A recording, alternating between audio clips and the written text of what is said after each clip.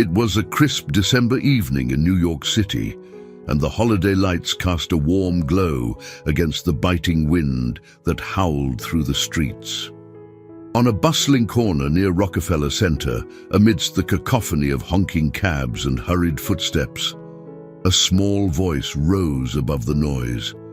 8-year-old Ella stood on the corner, clutching a tin cup with trembling fingers. Her mustard yellow coat, frayed at the edges, was hardly enough to keep the cold at bay.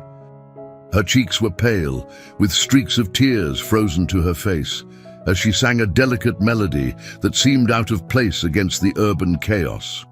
Her song, a lullaby that spoke of hope and warmth, drew the attention of passers-by, though few stopped.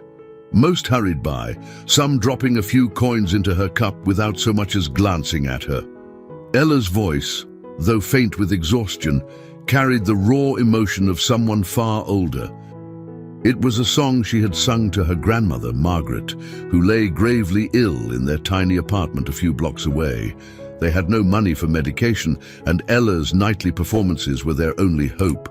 Among the stream of commuters was William Ashford, a reclusive millionaire in his late 70s. His tailored coat and polished shoes spoke of wealth and influence, but his expression was distant, almost haunted. William rarely ventured into the public sphere, preferring the quiet solitude of his penthouse. But tonight, as he strolled aimlessly, something stopped him in his tracks.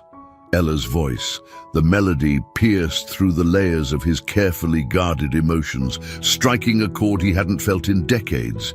He stood still, letting the words wash over him, his chest tightening. That song, he hadn't heard it in years. It was the very same lullaby his mother had sung to him as a child, a distant memory from a life he had all but buried.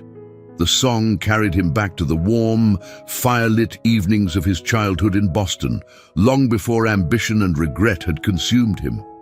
William turned toward the child, his sharp eyes narrowing as he studied her. Her fragile frame, her chapped hands, and the desperation in her trembling voice told him more than he cared to admit. The haunting familiarity of her song made him feel as though he were peering into the echoes of his own past. The crowd thinned as people rushed home to their families. Ella paused her song to blow into her numb fingers, her breath visible in the icy air. William stepped closer, his imposing figure casting a shadow over the child. "Where did you learn that song?" he asked, his voice deep but surprisingly gentle. Startled, Ella looked up, her large, piercing blue eyes meeting his. She hesitated before speaking, her voice barely above a whisper. "My grandma taught me," she said, clutching the tin cup as if it were her lifeline. William frowned, a flicker of recognition crossing his face. "What's your name?" he asked. "Ella," she replied, her small voice wavering. "I'm just trying to help my grandma. She's sick, and we don't have money for her medicine." The sincerity in her words hit William harder than he expected. He reached into his pocket and pulled out a crisp $100 bill, placing it in her cup. Ella's eyes widened in shock, but she didn't speak. "You shouldn't be out here in the cold," he said, his voice almost stern. "Where do you live?" Ella hesitated. Her grandmother had warned her about strangers, but something about William felt different. His gaze wasn't unkind, it was searching, almost as though he were looking for answers she couldn't give. "Just a few blocks away," she finally said, pointing vaguely down the street. William nodded, though his thoughts were racing. He lingered for a moment longer, his heart heavy with memories he couldn't suppress. The song, her eyes, even her posture, it all stirred something in him. With a final glance at the child, he turned and walked away. But the image of Ella and the sound of her song stayed with him as he disappeared into the night. Ella watched him go, clutching the bill he had given her as though it were a treasure. She had no idea that her small act of resilience had awakened a sleeping giant in the form of William Ashford, a man who had spent decades running from his past. Ella trudged home that night, clutching the tin cup with its small fortune of coins and the crisp $100 bill folded tightly in her tiny palm. The snow crunched beneath her worn boots, and her breath came out in puffs, mingling with the city's winter chill. The streets grew quieter as she entered her neighborhood, a place where the holiday lights were fewer, dimmer, and less festive. The building she called home was a dilapidated structure, its brick facade crumbling in places and windows, often dark from unpaid electricity bills. The apartment was stiflingly small, a single room divided by makeshift curtains for privacy. Ella's grandmother, Margaret, lay on a faded couch, bundled beneath mismatched blankets. Her once vibrant face had grown pallid, marked by the ravages of illness and years of struggle. Her grey hair framed a face etched with kindness and resilience, though her shallow breaths revealed the toll of her condition. "Grandma," Ella whispered as she slipped through the door, careful not to let in the biting wind. She set the cup on a rickety table and hurried to Margaret's side. "I got enough for medicine, and someone gave me a big bill tonight." Margaret's eyes fluttered open, her frailty evident in the tremble of her hand as she reached for Ella. "You shouldn't be out there so late, darling. It's too cold." "I'm okay," Ella assured her, though the red flush of her chapped cheeks told another story. "He was kind, Grandma. He asked about the song you taught me. I told him it was yours." Margaret's lips curved into a faint smile, though her exhaustion was palpable. That song, a lullaby she had composed decades ago during her days as a music teacher, held special meaning. It had been her anthem of hope during the hardest times, a melody that connected her to memories of a life before poverty had taken its grip. "Did you sing it well, my little bird?" Margaret asked softly. Ella nodded, her heart swelling with a fierce determination. "I'll sing it every night if it means I can get what you need." Margaret's gaze turned distant, her fingers lightly brushing Ella's cheek. "You're so brave, Ella. Too brave for your years. It breaks my heart that this is your childhood." Ella blinked back tears, unwilling to show weakness. "It's okay, Grandma. I don't mind. You've always taken care of me. Now it's my turn." Margaret's health had begun to decline several months ago, though she'd hidden it as long as she could. After Ella's parents died in a car accident 3 years earlier, Margaret had taken on the role of caregiver, doing her best to shield Ella from the harshness of their reality. But now, with the medical bills piling up and her own strength failing, it was Ella who had stepped into the role of protector. The loss of Ella's parents had been devastating. Her father, Margaret's only child, had been the anchor of their small family, and his absence left a void that nothing could fill. Margaret had found solace in raising Ella, pouring her love and wisdom into the girl's upbringing. Despite the struggles, she had taught Ella to find beauty in life's simplest moments. A sunbeam breaking through a window, the sound of rain tapping on the roof, or the power of a song to lift weary hearts. Meanwhile, miles away, William Ashford sat in the dimly lit study of his penthouse, nursing a glass of scotch. The encounter with Ella replayed in his mind, her song reverberating in his memory like a haunting echo. He couldn't shake the image of her bright blue eyes, so full of determination and pain. That melody, the very same lullaby his mother used to sing, dug up memories he had spent decades suppressing. William had built his empire with ruthless efficiency, climbing the ranks of New York's elite through shrewd deals and relentless ambition. Yet, as he sat among the trappings of his success, he couldn't ignore the gnawing sense of emptiness. He was a widower, estranged from his only son, and surrounded by a fortress of wealth that offered little comfort. The lullaby had awakened a deep ache, reminding him of a simpler, long-lost time. He retrieved an old photo album from a drawer.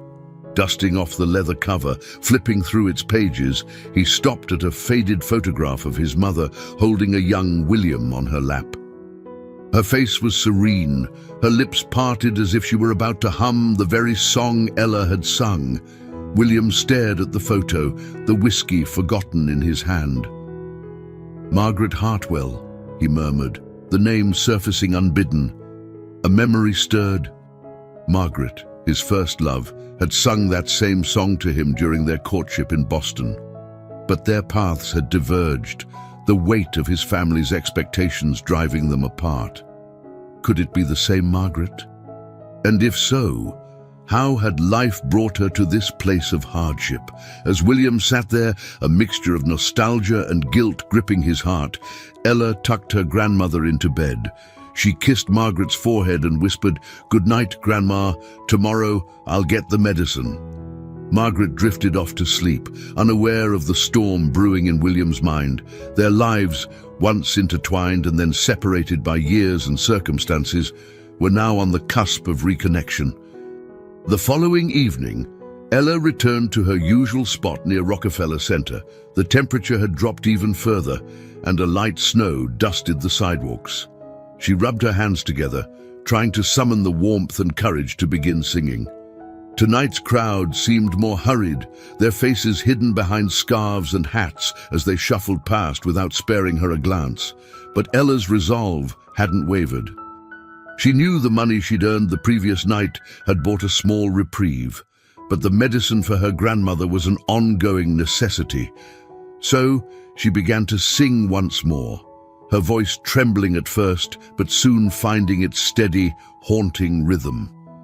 The melody floated through the air, a stark contrast to the bustle and noise of the city. As she sang, she felt the presence of someone standing nearby.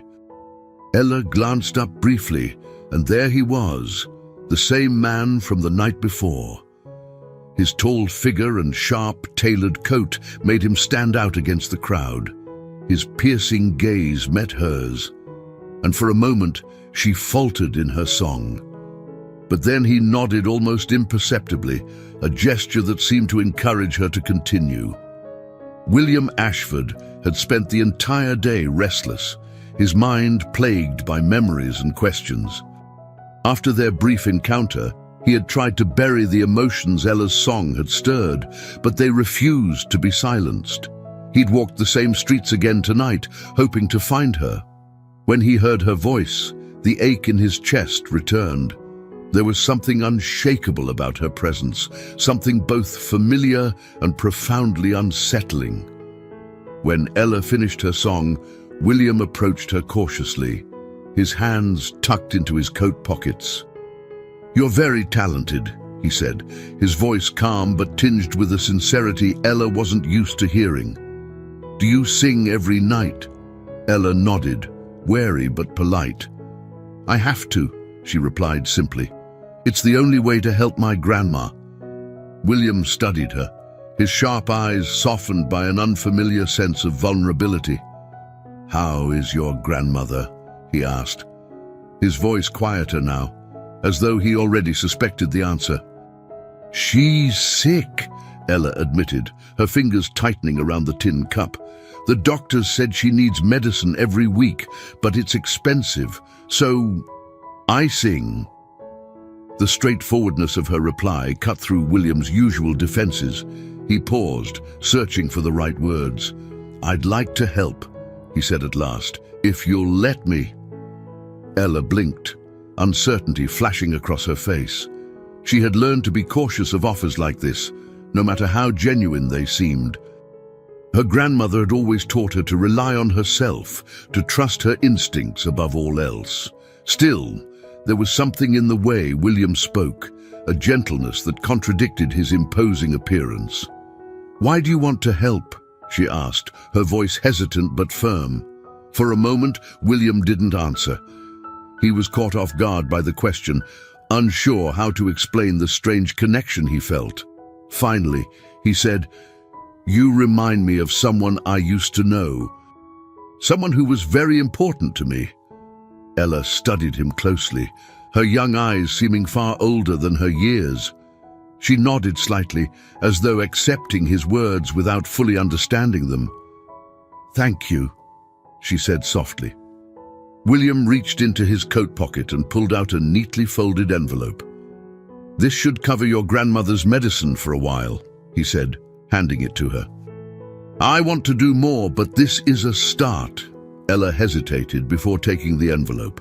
Her small hand brushed against his, and for an instant, William felt a pang of emotion he couldn't quite place. "I'll use it for her," she promised, clutching the envelope to her chest. "Good," William replied, his tone steady despite the tumult of thoughts running through his mind. He took a step back, ready to leave, but then he stopped. "Do you sing that song every night?" he asked. Ella tilted her head, confused by the question. "The lullaby? Yes, it's my grandma's favorite." William's throat tightened. He nodded once and turned away, disappearing into the crowd before Ella could say anything more. As she watched him go, Ella felt a strange mix of relief and curiosity. The man seemed kind, but there was a sadness about him, something that made her wonder why he had stopped to listen, why he had cared at all. She slipped the envelope into her coat pocket and picked up her cup, ready to head home. Meanwhile, William walked briskly through the streets, his mind racing. The lullaby, her eyes, her courage, all of it had struck a chord deeper than he cared to admit. He needed to know more about her grandmother. The thought unsettled him, but he couldn't shake it. Back in the tiny apartment, Margaret stirred when Ella returned. "You're home," she murmured, her voice weak but warm. "I am," Ella replied, kneeling by her side. She pulled out the envelope and showed it to her grandmother. "A kind man gave us this. He wants to help."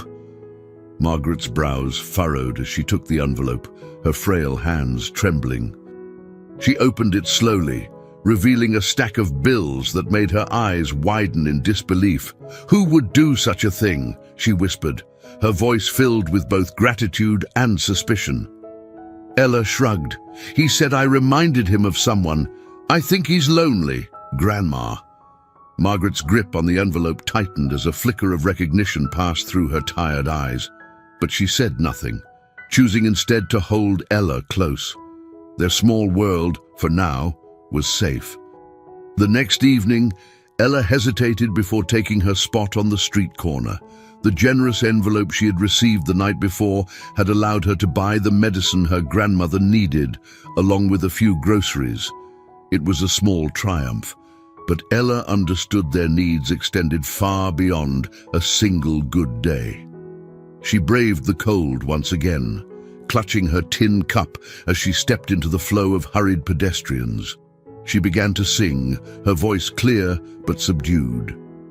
Tonight, fewer people stopped to listen. Some cast her brief, sympathetic glances, but the majority swept past, lost in their own concerns. Ella's resolve remained steady, even as her fingers began to numb in the freezing air. From across the street, William Ashford watched her silently, standing near a lamp-post. He had returned, unable to resist the pull Ella's song seemed to have on him. Her resilience stirred something in him that he hadn't felt in years, a sense of responsibility, a nagging urge to act beyond fleeting gestures. But he was uncertain of how to approach her again without alarming her. As William debated with himself, a group of teenagers turned the corner, laughing loudly and jostling each other. They spotted Ella and her small tin cup, their laughter taking on a sharper, crueler edge. One of the boys pointed at her. "Hey, look at her! Singing for pennies like it's some talent show." Ella kept her head down, focusing on her song. She was used to such taunts, though they stung every time. Another boy stepped closer, his grin widening as he flipped a coin into her cup with exaggerated flair. "There you go, little star. Buy yourself a candy bar." The group burst into laughter, but Ella didn't stop singing. She refused to give them the satisfaction of reacting. However, the taunts escalated. One boy kicked at the cup, spilling its contents onto the icy pavement. Coins scattered in every direction, some rolling into the gutter. Ella stopped mid-song, her voice breaking into silence. She knelt quickly, scrambling to retrieve the coins with shaking hands. Tears threatened to spill, but she blinked them back, determined not to cry in front of them. From his spot across the street, William's hands clenched into fists. Without hesitation, he crossed the road, his imposing figure cutting through the group of teenagers like a storm cloud. His voice was sharp and commanding. "That's enough! Leave her alone!" The boys froze, startled by the sudden appearance of the older man. One of them muttered, "We were just joking, mister. No need to get all serious." "Joking?" William's tone was icy. "What part of humiliating a child do you find funny?" The boy opened his mouth to reply, but William's withering glare silenced him, muttering under their breath. The group dispersed, their bravado melting under his intense gaze. As the boys disappeared, William turned to Ella, who was still on her knees gathering the scattered coins. He crouched beside her, his voice softening. "Are you all right?" Ella nodded, though her movements were stiff, her cheeks flushed with a mix of cold and embarrassment. "I'm fine," she said, avoiding his eyes. "Thank you." William reached out, gently placing a hand on her shoulder. "You shouldn't have to deal with this," he said, his voice heavy with something Ella couldn't quite place. "Regret, perhaps, or guilt." "Here," he added, pulling a small bundle of cash from his pocket. "Take this. Go home for tonight." Ella hesitated, her pride warring with her need. She glanced at him, her blue eyes searching his face. Finally, she accepted the money, tucking it into her coat. "Thank you," she said again, her voice barely audible. "I'll walk you home," William offered, his tone leaving little room for argument. Ella hesitated but then nodded. "Okay," she said softly. The walk was quiet at first, the sound of their footsteps crunching through the snow, the only noise between them. William broke the silence after a few blocks. "You're very brave, you know," he said. "Most people would have given up after what happened tonight." Ella shrugged, glancing up at him. "I have to be brave. My grandma needs me." They reached her apartment building, and Ella paused at the entrance, turning to face him. "You don't have to help me," she said, her voice small but firm. "We'll be okay." William's expression softened. "It's not about having to," he said. "Sometimes we help because it's the right thing to do." Ella nodded, though she didn't fully understand his words. She gave him a shy smile before slipping inside, leaving William standing in the snow. As she disappeared into the building, a glint of light caught William's eye. Near the steps, a photo had fallen from her bag, half buried in the snow. He stooped to pick it up, brushing off the frost. His heart stopped. The photo was of a younger Margaret Hartwell, her warm smile unmistakable. William's breath caught as the memories flooded back. It was her, the woman he had loved and lost over 40 years ago. And now, here was Ella, a connection to a past he had buried but never truly forgotten.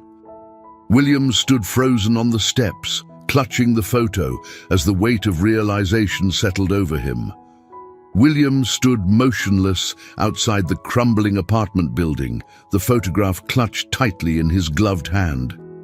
Margaret's image stared back at him, her radiant smile frozen in time. The years had softened his memories of her, but now they surged back with startling clarity. He recalled the gentle laugh she reserved for private moments, the way her voice carried through a room when she sang that lullaby.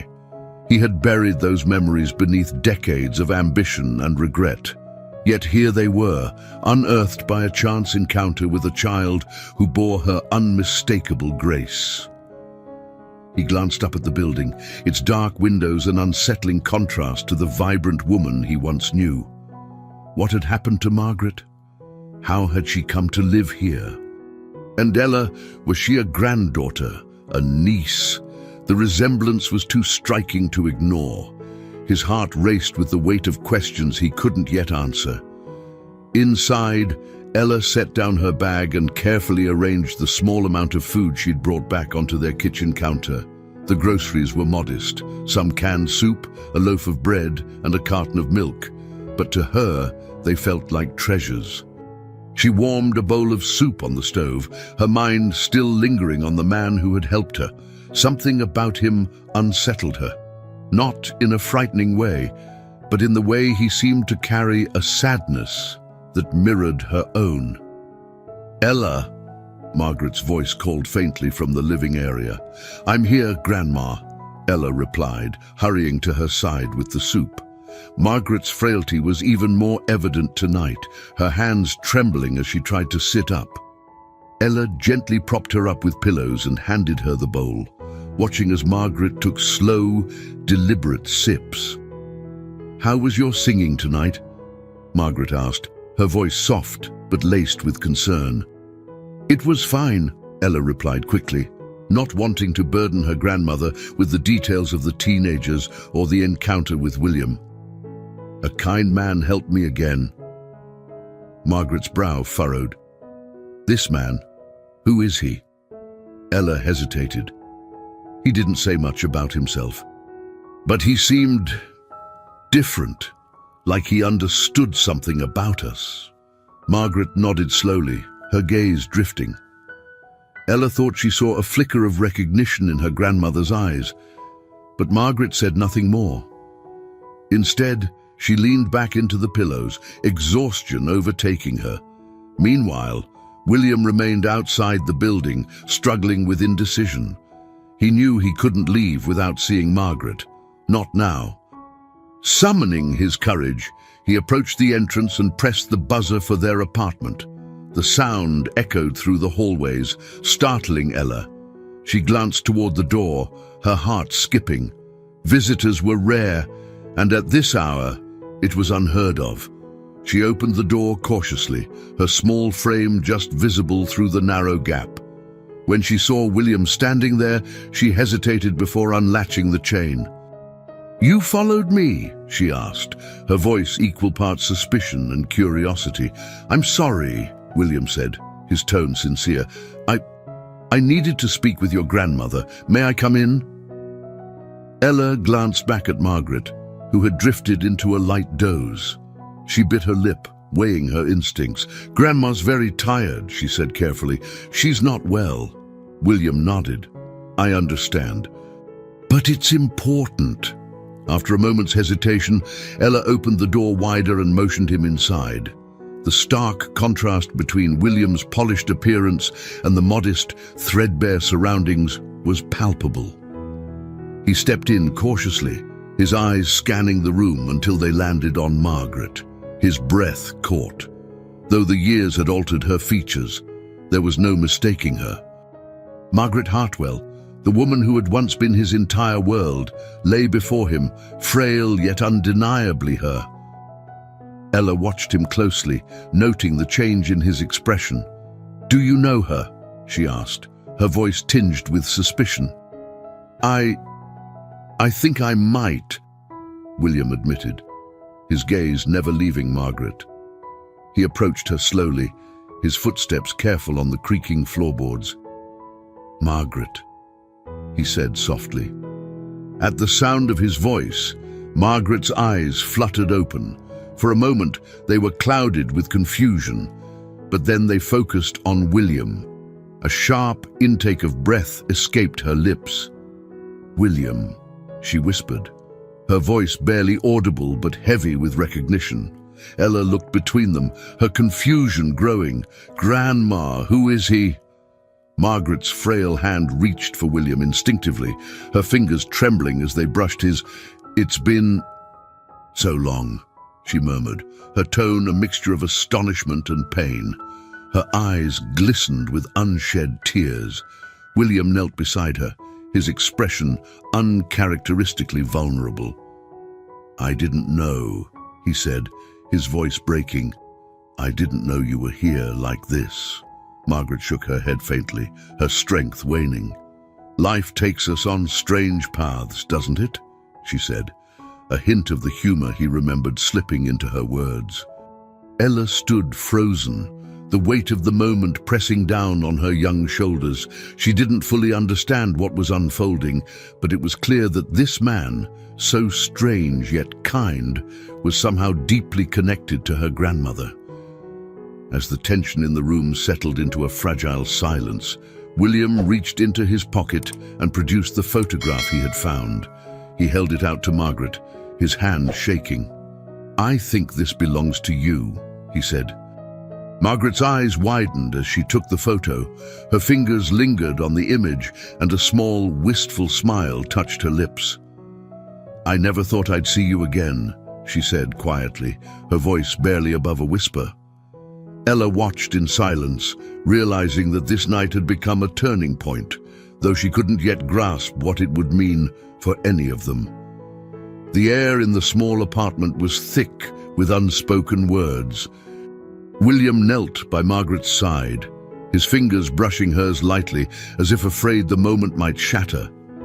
Margaret's frail hand trembled as she clutched the photograph, her eyes locked on it, as though it held the essence of a life long past. Ella, standing near the door, watched them with mounting unease. The sight of her grandmother, a woman she had always known as guarded and self-reliant, reaching out to this man unsettled her. Who was he, and why did his presence evoke such emotion in her otherwise reserved grandmother? "Grandma," Ella said hesitantly, breaking the fragile silence. "How do you know him?" Margaret took a deep breath, her chest rising and falling with effort. Her voice, though soft, carried the weight of decades. "William and I, we knew each other when we were young, a lifetime ago." William lowered his gaze, guilt etched into his features. "I left when I shouldn't have," he admitted, his voice barely above a whisper. "I made mistakes I've regretted every day since." Ella took a cautious step forward, her small frame tense. "Why are you here now, after all this time?" William glanced at Margaret, silently seeking permission to speak. Margaret nodded faintly, her expression unreadable. "I didn't know Margaret was here," William said, turning to Ella. "I met you on the street by chance, heard your song, and something about it, about you, felt familiar. It led me here." Ella's brow furrowed, skepticism flickering across her face. "You just happened to find us." "It wasn't just luck," William admitted, his voice tinged with urgency. "Your song, the lullaby, it's one Margaret used to sing. I recognized it immediately. It's what drew me to you." Margaret's lips curved into a faint smile. "That song always was my bridge to the past," she murmured, her voice distant. She looked up at William, her gaze softening. "And now it seems it's brought you back." Ella watched them, her confusion growing. "Grandma," she asked carefully, "why didn't you ever tell me about him?" Margaret hesitated, her fingers tracing the edges of the photograph. "Some memories are too painful to share, Ella," she said quietly. "I didn't want you to carry the weight of my mistakes." The words hung in the air, thick with regret and meaning. Ella's young mind struggled to process the layers of history unraveling before her. She opened her mouth to speak again, but was interrupted by a sharp knock at the door. All three turned toward it, startled. "Are you expecting someone?" William asked, his tone wary. Ella shook her head, moving cautiously toward the door. She peeked through the small crack, recognizing their neighbor, Mrs. Johnson, standing there with a worried expression. Ella opened the door just enough to speak. "Is something wrong, Mrs. Johnson?" The older woman glanced nervously into the apartment. "I heard voices and wanted to check on your grandmother," she said. Her eyes darted to William and her brow furrowed. "Who's this?" Ella hesitated, unsure how to respond. Margaret spoke up, her voice steadier than before. "It's all right, Lila," she said. "He's an old friend."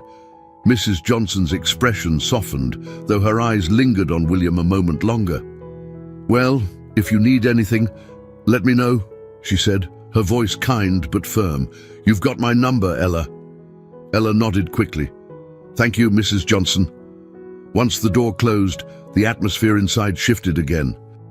Margaret leaned back against her pillows, her weariness evident. "You must have questions," she said, her words directed at both Ella and William, "and I'll answer them. But first, I need to rest." William stood reluctantly, his towering frame casting a long shadow over the modest room. "I'll come back tomorrow," he said, his tone gentle. "If that's all right." Margaret nodded, her eyelids already fluttering shut. Ella hesitated, glancing between them. "I'll walk you out," she offered quietly. The hallway outside was dimly lit, the flickering bulb casting uneven shadows on the cracked walls. William walked in silence beside Ella, his hands buried deep in the pockets of his coat. When they reached the front door, he paused, turning to face her. "Thank you for letting me in tonight," he said, his voice sincere. "I know this can't be easy for you." Ella studied him, her young face etched with doubt. "Why do you care so much?" she asked, her words blunt but not unkind. "You don't even know us." William's expression softened. "Because sometimes life gives us second chances," he said, "and I can't ignore this one." Ella didn't respond immediately. She simply nodded, her gaze steady. "Good night," she said finally, opening the door to let him out. William stepped into the cold night air, the city's noise enveloping him once more. As he walked away, his thoughts were heavy with the realization of all he had lost, and the slim hope that perhaps through Ella and Margaret he could begin to make amends. Inside the apartment, Ella returned to her grandmother's side, watching the gentle rise and fall of her chest. Questions swirled in her mind, too many to ask at once. But for now, she simply sat beside Margaret, holding her hand as the threads of their past and present wove together in ways she was only beginning to understand. Morning sunlight filtered through the thin curtains of Margaret and Ella's modest apartment, casting soft patterns across the room. Margaret stirred in her bed, her face pale and drawn. Ella was already awake, bustling quietly in the small kitchen area. She moved with the precision of someone who had long grown accustomed to bearing the responsibilities of a much older soul. Margaret opened her eyes slowly, her voice barely above a whisper. "Ella, sweetheart, come here." Ella set down the chipped mug she had been holding and approached her grandmother's side. "How are you feeling, Grandma? Did you sleep okay?" Margaret smiled faintly, her lips trembling with effort. "Better, thanks to you. But there's something we need to talk about." Ella tilted her head, concern flickering across her face. "Is it about him? That man from last night?" Margaret nodded, her frail hands fidgeting with the edge of her blanket. "His name is William Ashford. We were very close a long time ago, before your father was born."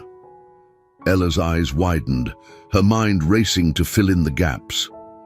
"Why haven't you ever talked about him before?" Margaret sighed, her voice tinged with both regret and weariness. "It wasn't a story I thought I'd ever need to tell. We were young and in love, but life had other plans. His ambition, my stubbornness, it all came between us. I never imagined he'd walk back into my life, especially not now." Ella hesitated, her youthful face etched with curiosity. "Do you trust him, Grandma? He seems kind, but—" "I don't know." Margaret met her granddaughter's gaze, her eyes glassy with emotion. "I don't know if I trust him, Ella, but I do know that people can change, even after many years." Before Ella could reply, a soft knock at the door interrupted them. She moved quickly to answer it, her small frame tensed with caution. When she opened the door, William stood there, holding a paper bag that emitted the faint aroma of fresh pastries. "Good morning," he said gently, his gaze shifting past Ella to where Margaret lay. "I brought something for breakfast. I hope that's all right." Ella stepped aside reluctantly, motioning for him to enter. "She's awake," she said simply. William nodded and crossed the room, his every movement careful, as though afraid to disturb the fragile peace of the space. He set the bag down on the small table and turned to Margaret, offering her a soft smile. "How are you feeling today?" Margaret's expression was guarded, though not unkind. "Better than last night," she replied, her voice quiet. "I wasn't sure if you'd come back." "I meant what I said," William responded. "I'm here to help, if you'll let me." Margaret looked at him for a long moment, her gaze searching his face for traces of the man she had once known. "Help can come with a price, William. What is it you're really here for?" Her words hung in the air, heavy with implication. Ella watched the exchange, her young eyes flickering between them. William exhaled slowly, his shoulders sagging slightly. "I don't want anything from you, Margaret," he said, his voice earnest. "I only want to make amends for the past. When I saw Ella on the street, heard her sing your song. It was like fate brought me back to you." Margaret's expression softened, though skepticism lingered in her gaze. "And what happens when your guilt fades? Will you disappear again?" The question struck William like a blow. He lowered his head, unable to meet her eyes. "I don't blame you for doubting me," he admitted, "but I'm not the same man I was. I've spent most of my life chasing wealth and power, thinking it would make me happy. It didn't. And now, seeing you, seeing Ella, I realize how much I've lost." Margaret sighed, her hand brushing weakly against the blanket. "Life doesn't give us do-overs, William, but maybe it does give us second chances." William's gaze lifted, meeting hers with quiet determination. "Then let me prove to you that I've changed. Let me be here for both of you." Before Margaret could respond, a fit of coughing overtook her, her frail body shuddering with each heave. Ella rushed to her side, helping her sit upright and patting her back gently. William stepped forward, his expression stricken. "Is there a doctor we can call?" he asked urgently. Margaret shook her head weakly, her voice rasping as she caught her breath. "This is my reality now, William. I have medication to manage it, thanks to Ella." William's jaw tightened, his frustration evident. It shouldn't be just her responsibility. "She's a child. She's more capable than most adults I've known," Margaret replied, her voice laced with pride. "But I won't argue with you. If you want to help, then do it without expectations." William nodded solemnly. "I will." Ella watched the exchange, her young face thoughtful. Despite her lingering doubts, a small part of her wanted to believe that William's intentions were genuine. For now, she would wait and see. As the morning wore on, the three of them shared a quiet meal together, the warmth of fresh pastries momentarily easing the chill of the apartment. Though the tension between Margaret and William remained, it was softened by something unspoken, a tentative hope that their fractured past might yet be mended. The winter wind howled outside as the dim light in Margaret's apartment flickered. Despite the coziness of the morning meal they had shared, a tension lingered in the air like a fragile thread stretched too thin. William sat by the small table, his hands resting uneasily on his knees, watching Margaret recline against her pillows. Ella, busy folding a blanket, moved with the practiced efficiency of someone who had been the caretaker for far too long. As the morning passed, a soft knock on the door disrupted the quiet. Ella glanced at Margaret, who nodded faintly, before going to answer it. She opened the door to find a man standing there, his broad shoulders slightly hunched from the cold. He looked to be in his late 40s, with salt and pepper hair and kind, weathered eyes. In his hand, he carried a small, leather-bound journal.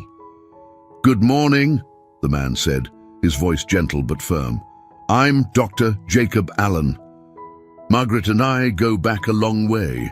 He smiled at Ella, though his face carried a hint of worry. I've come to check on her. Ella hesitated, unsure, until Margaret called from within. Let him in, Ella. Jacob's an old friend. Reluctantly, Ella stepped aside to let the doctor in. He removed his scarf and gloves, nodding briefly at William as he approached Margaret's bed. Margaret, Jacob said warmly, pulling a chair closer. You look as stubborn as ever, though I doubt that reflects how you're feeling. Margaret chuckled weakly, her hand reaching out for his.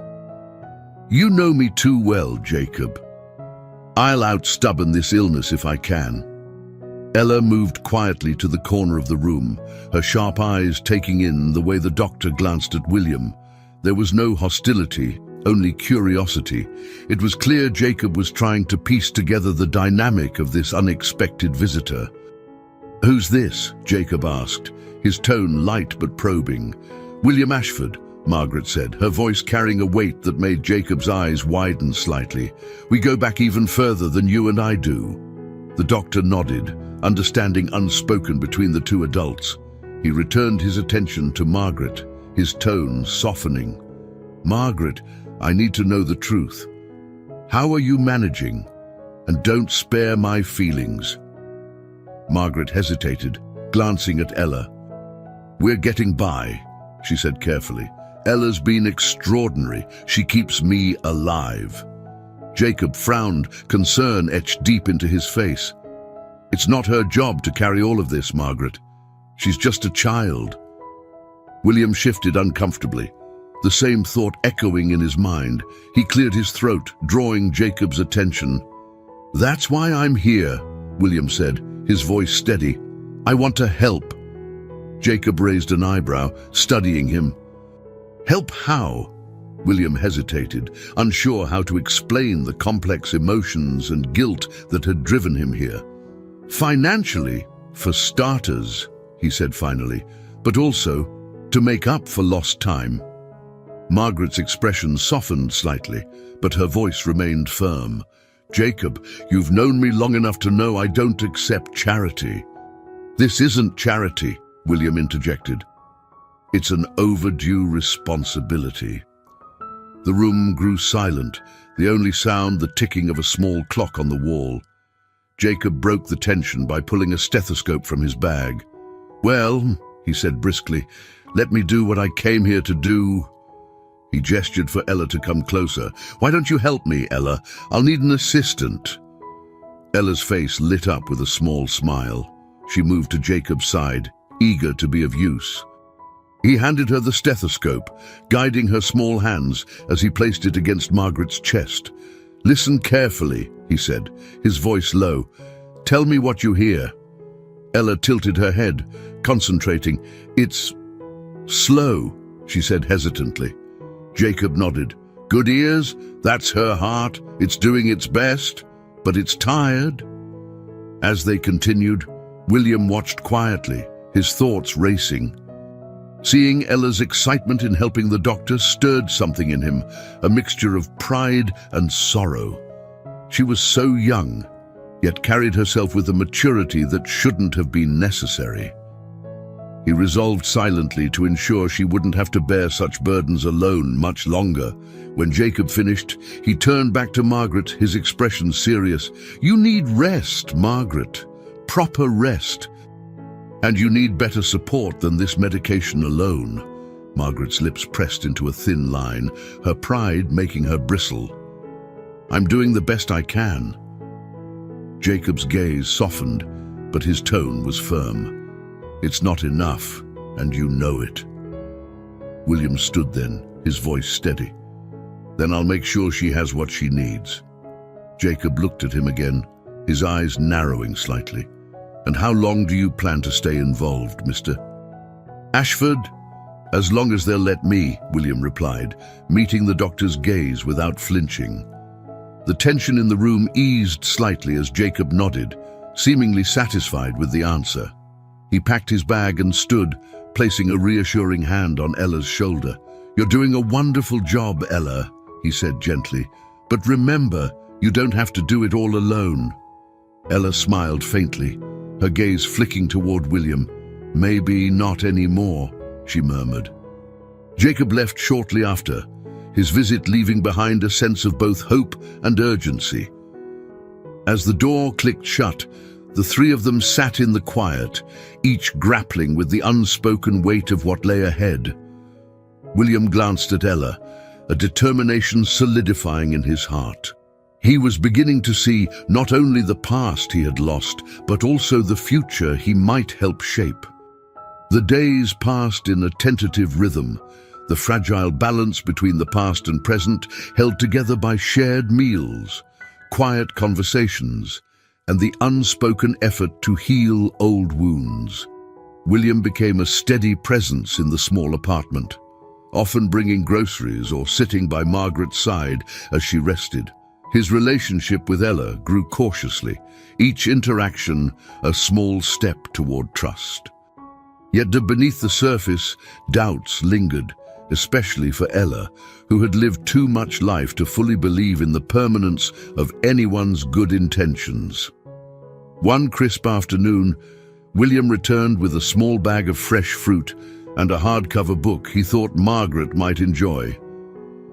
As he stepped inside, he noticed Ella sitting near the window, her small frame silhouetted against the pale winter light. She was quiet, her gaze fixed on the street below. "Something on your mind?" William asked. Setting the bag on the counter, Ella hesitated, then shook her head. "It's nothing," she replied, though her tone suggested otherwise. He didn't press her, instead unpacking the groceries in silence. Margaret, propped up against her pillows, watched them both with a mixture of gratitude and apprehension. Though she had come to appreciate William's help, the years apart had left scars that couldn't be mended overnight. Later that evening, as the apartment settled into its usual stillness, Ella sat by Margaret's side, holding her hand. "Grandma," she said quietly, "do you think he's really going to stay?" Margaret opened her eyes, her face softening at the sight of her granddaughter's earnest expression. "I think he's trying," she replied, "but trying doesn't erase the past, Ella. It just gives us a chance to build something new." Ella nodded, though the weight of uncertainty still hung heavily on her young shoulders.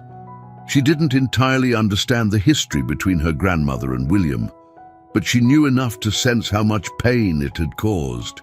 She wanted to believe in the man who now seemed so determined to help them, but trust didn't come easily to her. Not after all they had endured. The following morning, William arrived earlier than usual, his expression more serious than Ella had seen before. He carried a thick envelope under his arm, which he set carefully on the table before addressing Margaret. "I've been thinking about what Jacob said," he began, his voice steady. "You need more than medication to get through this. And Ella deserves to be a child, not a caretaker." Margaret frowned, her pride bristling at his words. "I've done fine on my own," she said, though her voice lacked conviction. "You shouldn't have to," William countered gently. "Let me take some of the burden. I've spoken with a home care agency. They can send someone a few days a week to help with your medication, meals, and anything else you need." Margaret's lips pressed into a thin line. "That's not necessary."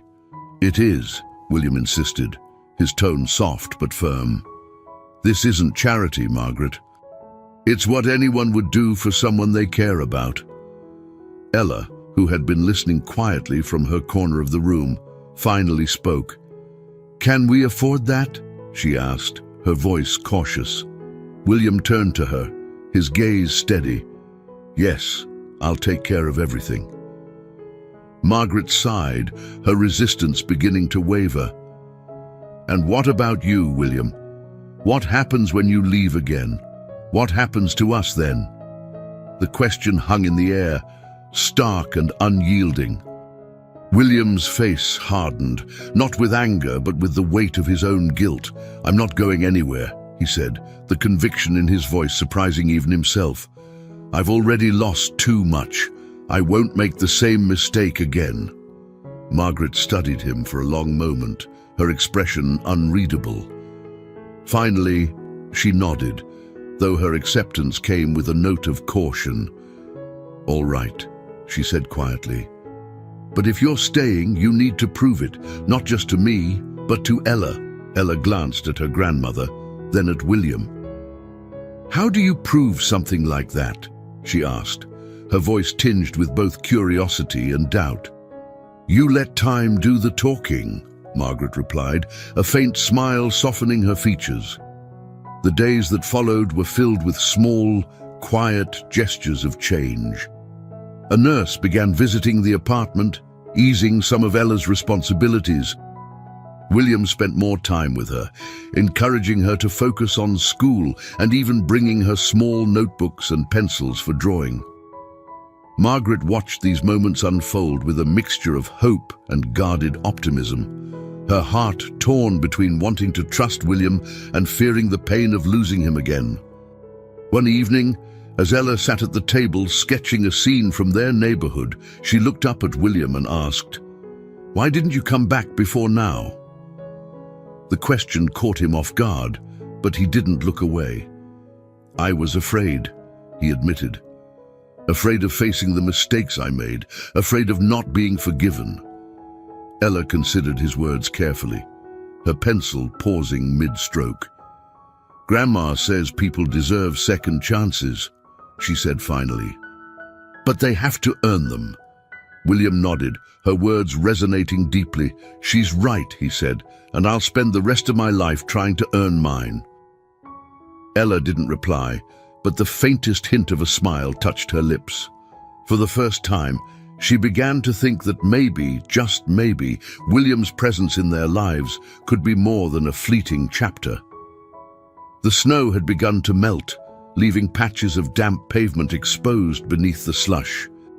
The small apartment seemed brighter with the addition of fresh flowers William had brought earlier that morning, their delicate fragrance a subtle reminder of life's beauty amidst the struggles.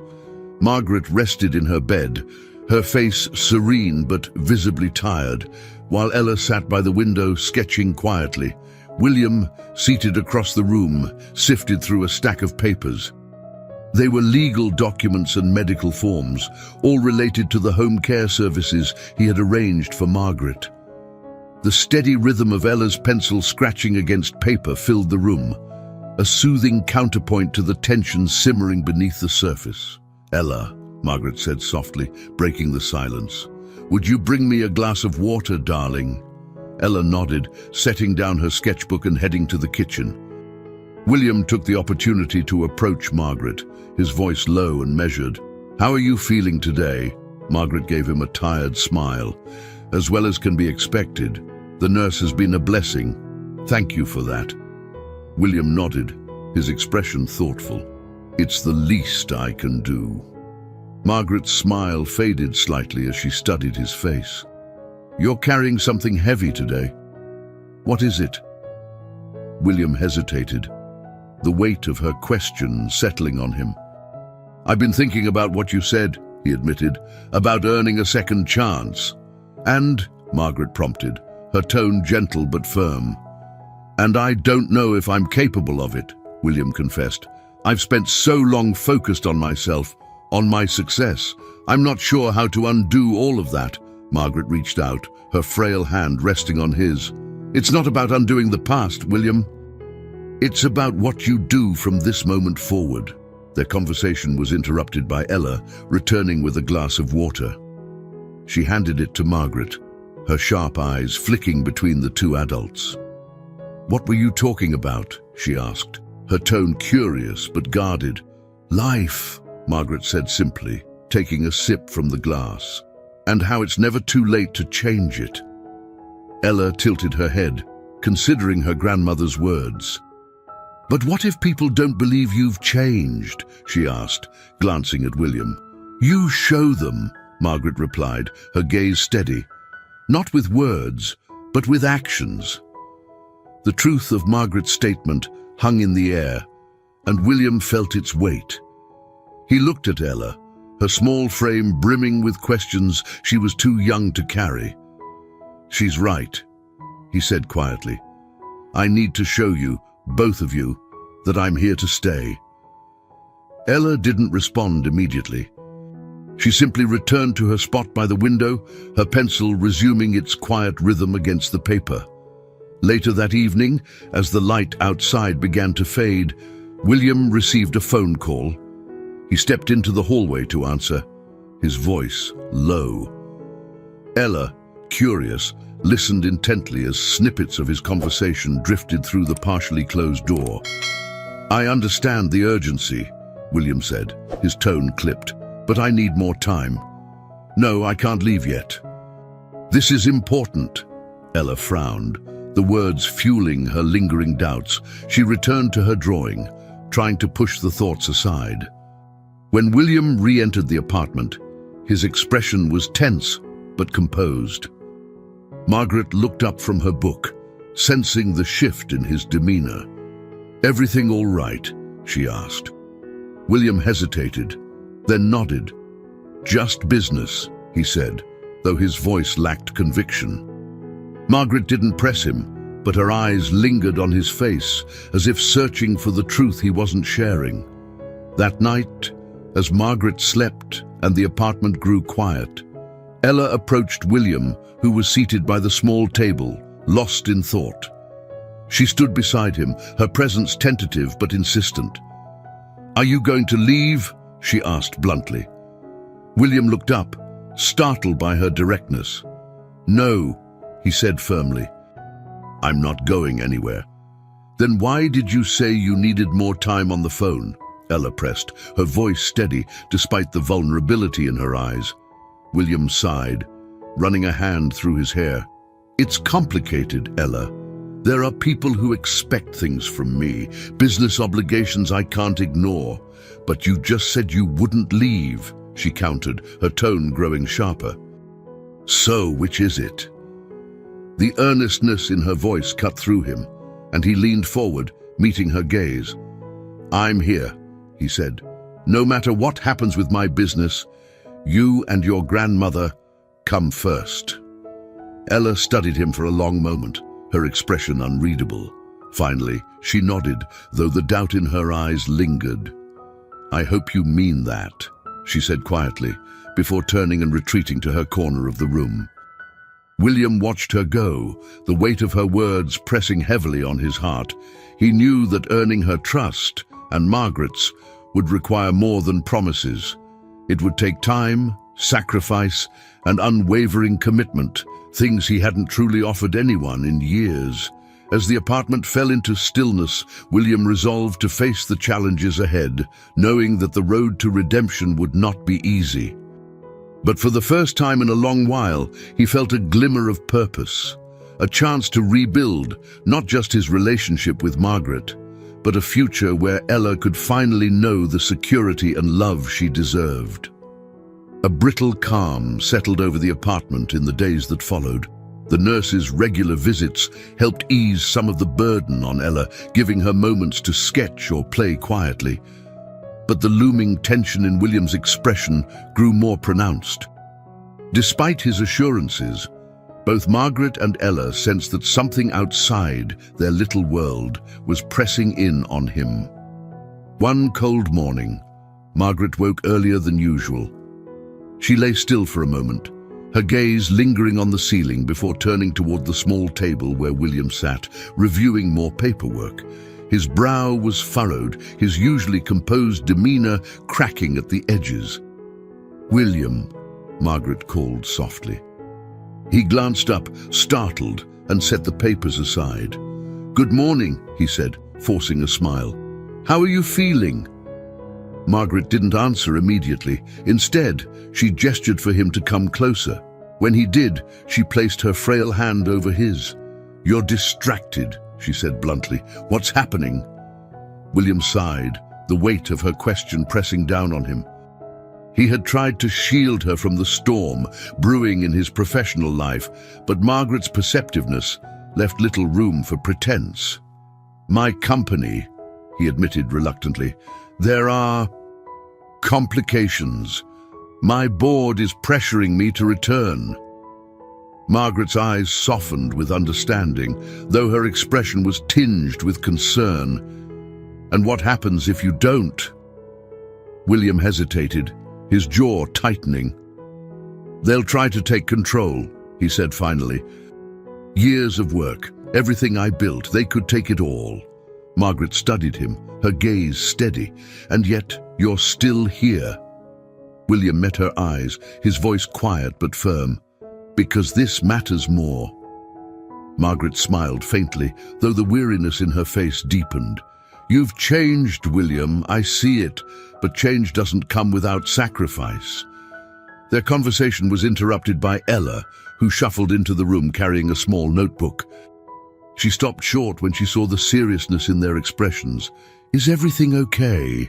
she asked cautiously. William straightened, forcing a lighter tone. "Everything's fine," he said. "Just a grown-up conversation." Ella didn't look convinced, but she nodded and handed Margaret the notebook. "I drew this for you," she said softly. Margaret opened the notebook to find a delicate sketch of their apartment, complete with the small vase of flowers William had brought days earlier. "It's beautiful, Ella," Margaret said, her voice tinged with pride. "You have such a gift." Ella smiled shyly before retreating to her corner, but her sharp ears caught the faint murmur of William and Margaret's continued conversation. "You can't hold off forever," Margaret said quietly. "You have a life outside of this." William's response was firm, that life feels meaningless without you two. Later that afternoon, a knock at the door broke the uneasy stillness. Ella answered to find Jacob, the doctor, standing there with his usual calm demeanor. He stepped inside, his presence immediately filling the room with a sense of order. "How's everyone today?" Jacob asked, glancing between Margaret and William. "Managing," Margaret replied, her tone wry. Jacob approached her bed and began his routine examination, asking questions and noting her responses. As he worked, his gaze shifted to William. "You look tired," he observed bluntly. William offered a faint smile. "It's been a busy few weeks." Jacob nodded, but didn't press further. After finishing with Margaret, he turned to William. "May I have a word with you outside?" The two men stepped into the hallway, their voices low. Ella, curious, crept closer to the door, her small frame hidden in the shadows. She strained to hear their conversation. "Her condition is stable for now," Jacob was saying, "but she's fragile. Any significant stress could worsen things." "I understand," William replied, his tone grave. "I'll do whatever it takes to keep her comfortable." Jacob hesitated, then added, "And Ella, she's stronger than she looks, but she's still a child. She needs stability." William nodded, his expression hardening with resolve. "I won't let them down." When the men returned to the apartment, Ella quickly darted back to her seat, pretending to be engrossed in her sketchbook. Jacob packed his bag, offering Margaret a kind smile before leaving. The tension he left behind was palpable. That evening, as the winter light faded and the apartment grew quiet, Margaret called Ella and William to her side. "I need to say something," she began, her voice steady despite her frailty. Both of them leaned closer, their attention fully on her. "You've both given me more than I could ever ask for," Margaret said. "But there's a truth we can't ignore. My time is running out, and when it does, you'll have each other. That's what matters." Ella's eyes filled with tears, but she didn't speak. William reached for Margaret's hand, his own trembling slightly. "Don't talk like that," he said, his voice thick with emotion. Margaret smiled faintly, her gaze shifting between them. "You two are my legacy," she said softly. "Promise me you'll take care of each other." Ella nodded, her small hand slipping into William's. He looked down at her, his heart swelling with a mix of love and determination. "I promise," he said, his voice steady. In that moment, something shifted between them, a fragile yet unbreakable bond forming in the shadow of loss. As the evening deepened, the three of them sat together in the fading light, bound by the unspoken understanding that their lives, though fragile, were now irrevocably intertwined. The days stretched on, quiet but heavy, like the stillness before a storm. William spent most of his time in the small apartment, dividing his attention between paperwork and finding ways to ease the weight on Ella and Margaret.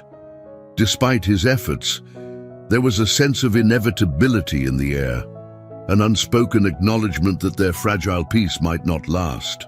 One afternoon, as Margaret napped, William suggested they step outside for some air. "You've been cooped up here for too long," he told Ella, offering her a warm scarf he had brought earlier. "A walk will do you good." Ella hesitated, glancing toward her grandmother's room. "What if she wakes up and needs me?" "I'll stay close enough to hear her if she calls," William reassured. "I promise." Reluctantly, Ella agreed. The two of them stepped out into the brisk winter air, the cold biting at their cheeks. The neighborhood was quiet, the muffled sounds of traffic in the distance. William noticed Ella's hesitant steps and decided to break the silence. "You know, when I was your age, I used to walk everywhere. My mother couldn't keep me still for a minute." Ella gave him a sidelong glance, her skepticism evident. "You don't seem like the restless type." William chuckled. "Not anymore. But back then, I was always running somewhere, exploring the woods behind our house, climbing trees, getting into trouble." The faintest hint of a smile tugged at Ella's lips. "What changed?" "Life," William said simply, his tone softening. "Responsibilities, ambition, mistakes." They walked in silence for a while, the rhythm of their steps sinking unconsciously. As they passed a small park, Ella's attention was drawn to a group of children playing. Their laughter echoed through the air, bright and carefree. She watched them intently, her expression unreadable. "You miss this, don't you?" William asked gently. Ella shrugged, her hands tightening around the edges of the scarf. "I don't even know what it's like to just play." Her words hit William harder than he expected. He stopped, kneeling slightly to meet her gaze. "You should," he said firmly. "Every child deserves that." Ella looked away, her voice quiet but steady. "I'm not like other kids. Grandma needs me." "She does," William agreed. "But that doesn't mean you don't deserve to be a kid, too." Ella didn't respond, her gaze fixed on the frosted grass beneath her feet. William let the silence linger, not wanting to push too hard. Instead, he led her to a nearby bench where they sat for a while, watching the world pass by. It was during this quiet moment that an unexpected figure approached them.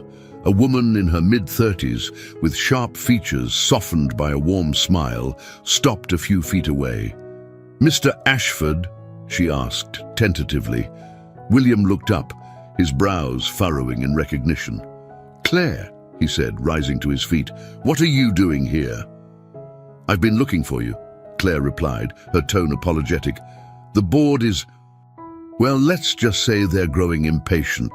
Ella's eyes flicked between the two adults, her curiosity piqued. William's posture stiffened slightly, though his voice remained calm. "I told them I'd handle things in my own time." "And you've been saying that for weeks," Claire countered gently. "You're running out of leverage."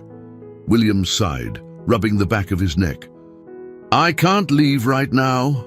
Claire's gaze softened as she noticed Ella, who was watching the exchange intently. "I see," she said, her tone shifting. "Well, if you need more time, you should at least prepare for what might happen if things don't go your way." "I appreciate your concern," William replied, his tone polite but firm. "But my priorities are here." Claire hesitated, then nodded. "All right.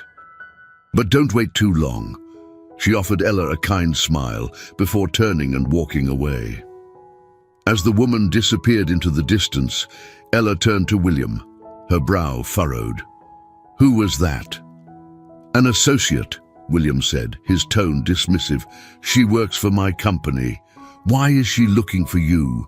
Ella pressed, her sharp intuition cutting through his evasiveness. William hesitated, then sighed. "Because they're worried about the decisions I'm making. But it doesn't matter." "It sounds like it does," Ella said, her voice steady. "You're risking everything for us, aren't you?" William met her gaze, his expression earnest. "You and your grandmother are worth more to me than anything I've built. That's all that matters."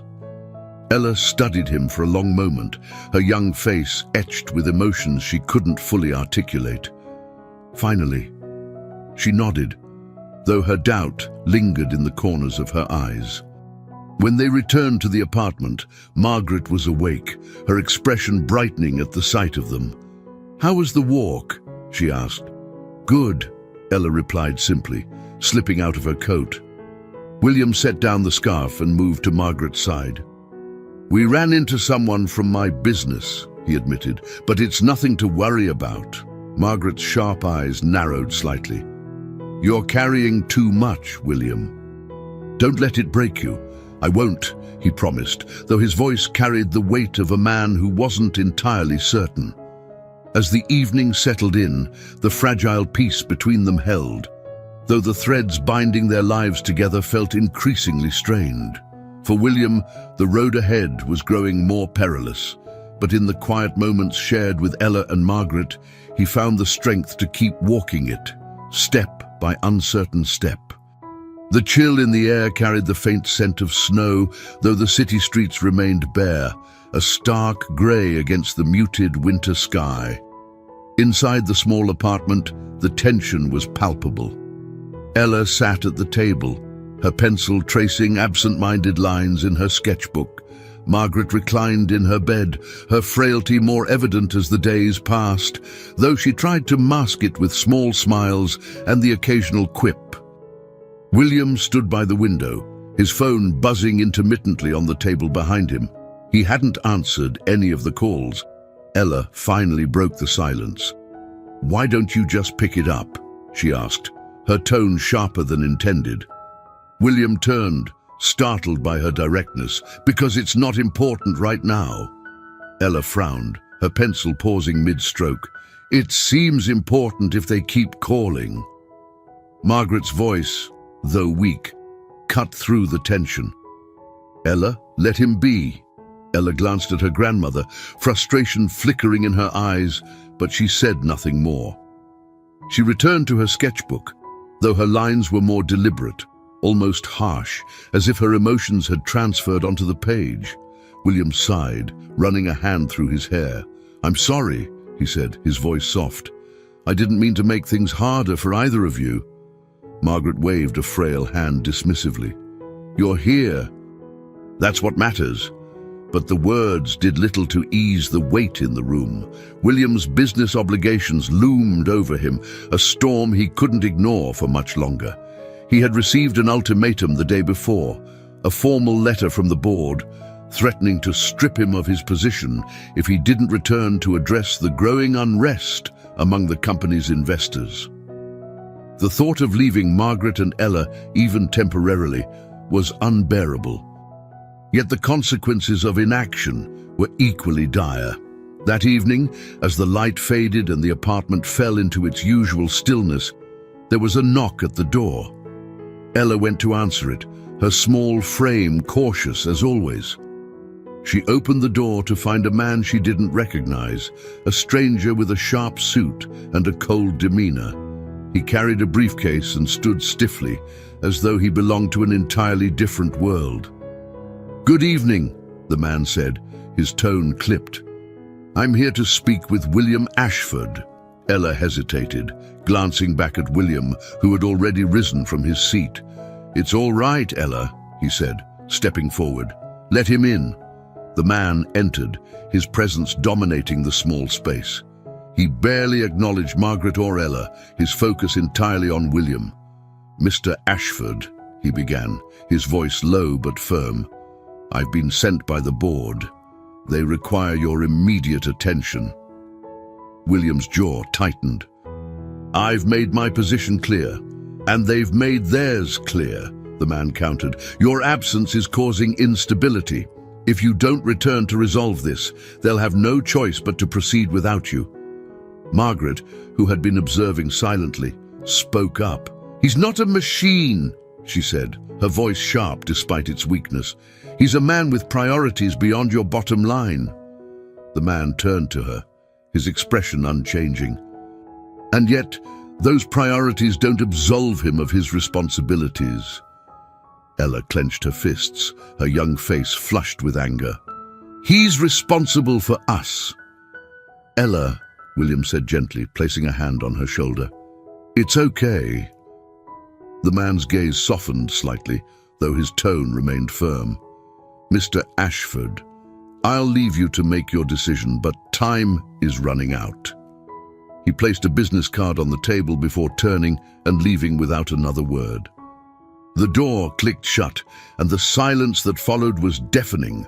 Ella turned to William, her voice trembling. You're going to leave, aren't you? No, William said immediately, his tone resolute. I'm not leaving. But they're going to take everything from you, Ella pressed, her eyes brimming with tears. You'll lose everything because of us, Margaret interjected, her voice steady despite her exhaustion. Ella, stop. This isn't your burden to carry. Ella shook her head, frustration and fear boiling over. It is my burden. Everything's always my burden. The room fell silent again, the weight of Ella's outburst hanging heavily in the air. Margaret reached for her, her frail hands trembling. Ella, come here. Ella hesitated before moving to her grandmother's side, tears slipping silently down her cheeks. Margaret pulled her close, her voice soft. You don't have to carry this alone, my darling. That's why we have each other.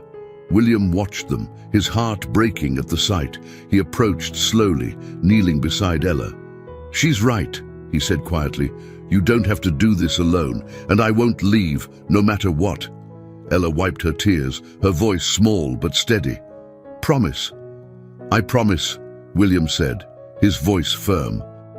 That night, as the apartment settled into an uneasy quiet, William sat by the window, the business card still on the table beside him. He stared out at the city, his thoughts a chaotic storm of doubt and determination. He didn't know how he would balance the demands of his past life with the fragile hope of his new one. But one thing was certain, he couldn't let Margaret and Ella down. Not now, not ever. The following days unfolded with a tense quiet that hung over the small apartment like a shroud. Margaret's health seemed to waver, her strength slipping with each passing moment despite the nurse's diligent care. William remained steadfast, dividing his time between attending to Margaret, helping Ella, and grappling with the storm of decisions weighing heavily on his shoulders. Ella, though brave, was visibly fraying under the pressure of their uncertain future. It was late in the afternoon when the first hint of betrayal arrived, slipping through the cracks of their fragile sanctuary. William was sorting through a stack of letters that had piled up over the weeks when he came across a sleek envelope embossed with the logo of his company. He paused, dread coiling in his stomach as he opened it. Inside was a formal notice. The board had called an emergency meeting to address his prolonged absence and dereliction of duties. His hands trembled slightly as he read the letter. They were moving to oust him. Margaret, who had been watching him from her bed, spoke softly. "William, what is it?" He looked up, his expression carefully neutral. "Just business," he said, folding the letter and setting it aside. Margaret's sharp eyes didn't miss the tension in his posture. "It's more than that," she pressed. "Tell me." William hesitated, then sighed, sitting down heavily in the chair beside her bed. "The board is making moves to remove me from my position. They've set up a meeting, likely to vote me out." Margaret frowned, concern clouding her features. "Can they do that?" "They can try," William admitted. "And if I don't fight it, they'll likely succeed." Margaret studied him for a moment, her frail hand reaching out to cover his. "Why haven't you gone back to stop them?" "Because I can't leave you and Ella," William replied without hesitation. "Not now." Margaret's grip tightened slightly. "William, you've already given us so much. Don't throw away everything you've built." "I've built a life of hollow achievements," William said quietly. "And I won't abandon you for it." Ella, who had been quietly sketching in the corner, looked up at his words. Her young face was conflicted, her trust in him warring with her fear of the consequences his sacrifice might bring. Later that evening, as the apartment settled into its usual stillness, there was a knock at the door. Ella moved to answer it, her steps hesitant. Standing in the dimly lit hallway was a familiar figure, Claire, William's associate. She looked uneasy, her sharp demeanor softened by something close to regret. "Is William here?" Claire asked gently. Ella nodded, stepping aside to let her in. William appeared from the kitchen, his expression hardening slightly at the sight of her. "Claire," he said, his tone neutral, "I thought we already had this conversation."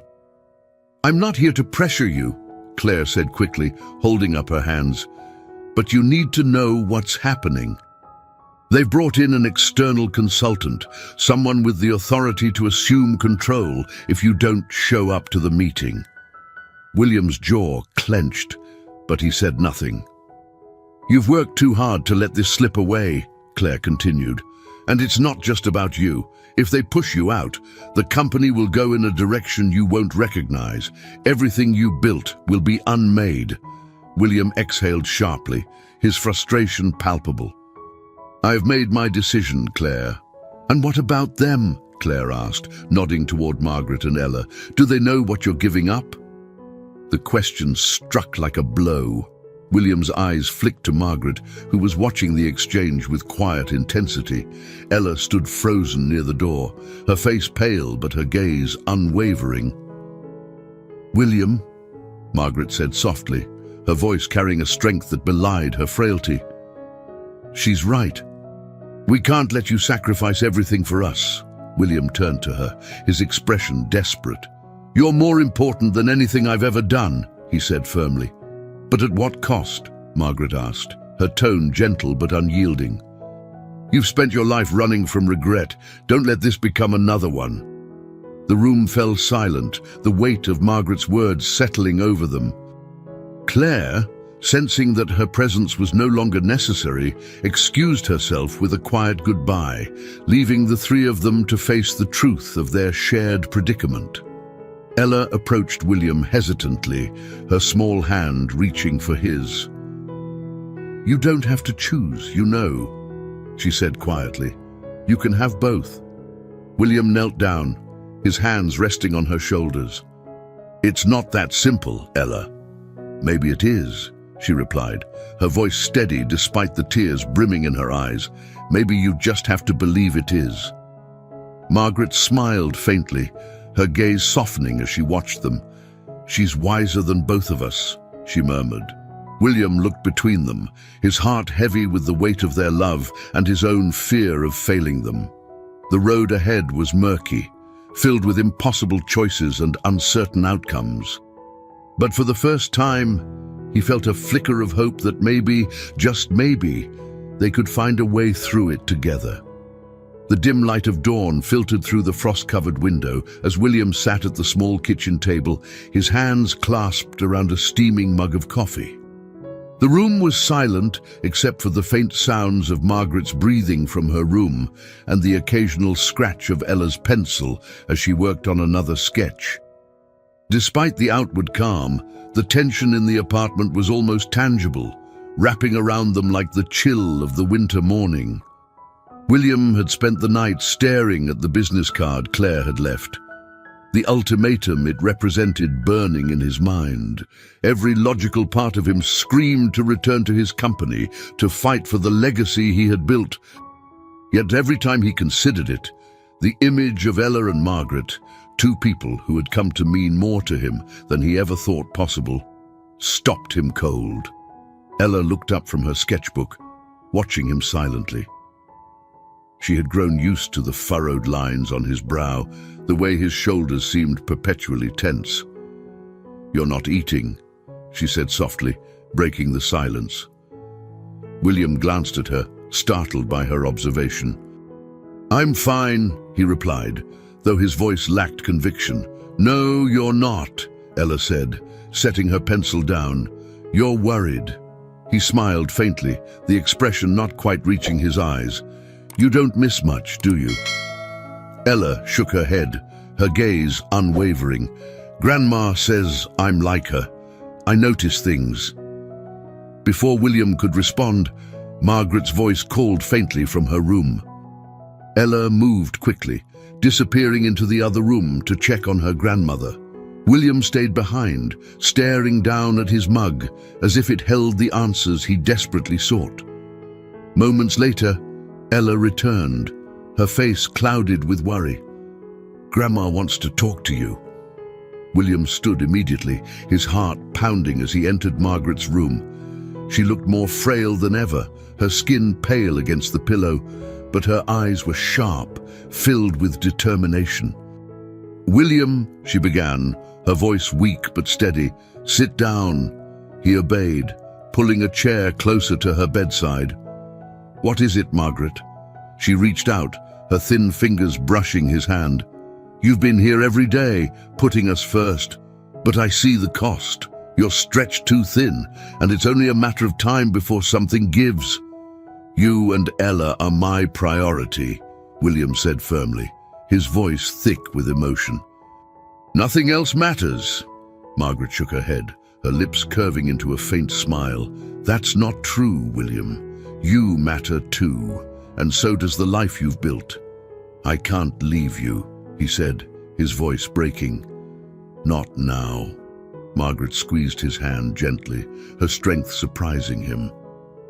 "You're not leaving. You're doing what's necessary to take care of us. That's not the same as abandoning us." William looked away, the weight of her words pressing heavily on him. "I'm afraid if I go back, I'll lose everything here." "You won't," Margaret said softly. "Because now you know what's truly important. That's something no board of directors can take from you." Ella, who had been lingering in the doorway, stepped into the room. "She's right," she said quietly. "You always tell me we don't have to do this alone. Maybe that's true for you too." William looked at both of them, his heart swelling with a mix of love and anguish. He knew they were right, but the fear of failing them, of repeating the mistakes of his past, clung to him like a shadow. That evening, after much discussion and encouragement from Margaret and Ella, William made a decision. He would attend the meeting, not to salvage his pride or fortune, but to ensure that his work could continue to support the life he was building with them. As the night wore on, the three of them sat together in the small living room, sharing quiet stories and memories. Margaret's laughter, though faint, filled the room like a balm, easing some of the tension that had lingered for days. Ella leaned against William's side, her small frame warm and steady, and for the first time in weeks, he felt a glimmer of hope. The following morning, William packed a small bag, preparing for the trip to the company's headquarters. Ella watched him carefully, her sharp eyes missing nothing. "You'll come back, right?" she asked, her voice soft but firm. William knelt in front of her, his hands resting on her shoulders. "Of course, I will," he said. "I promise." Margaret, propped up against her pillows, smiled faintly. "We'll be here waiting." As William stepped out into the cold morning air, his breath forming small clouds in the frosty air, he felt an odd sense of clarity. The road ahead would be difficult, filled with challenges he couldn't yet foresee, but for the first time he was walking it with purpose, not for himself, but for the family he had found in the most unexpected of places. The boardroom at Ashford Enterprises was as imposing as William remembered it. The walls were lined with dark wood panels, adorned with framed certificates and photos from the company's many successes. At the center of the room, a long, polished table gleamed under the soft glow of pendant lights. Around it sat the board members, their faces a mixture of impatience and veiled curiosity as they watched William take his seat at the head of the table. He had returned to this world, one he had meticulously built, but the familiarity did little to ease the weight pressing on his chest. His decision to come here hadn't been easy, and the echoes of Margaret and Ella's voices urging him to fight for what mattered lingered in his mind. "Mr. Ashford," began Charles Bennett, the board chairman, a man whose salt and pepper hair and sharp suit exuded authority. "We are pleased you could finally join us. However, your prolonged absence has raised significant concerns." William met Charles's gaze, his expression calm but unyielding. "I'm here to address those concerns," he said, his voice steady. Charles nodded, though his expression remained guarded. "The company has faced considerable instability in recent weeks. Your lack of leadership has left us no choice but to consider appointing someone else to oversee operations." The words hung in the air like a challenge, but William didn't flinch. "I understand your frustrations," he said, leaning forward slightly. "But my absence wasn't without purpose. I've been attending to matters that are deeply personal, matters that have reminded me why I built this company in the first place." A murmur rippled through the boardroom, the members exchanging skeptical glances. Claire, seated near the far end of the table, gave him a subtle nod of encouragement.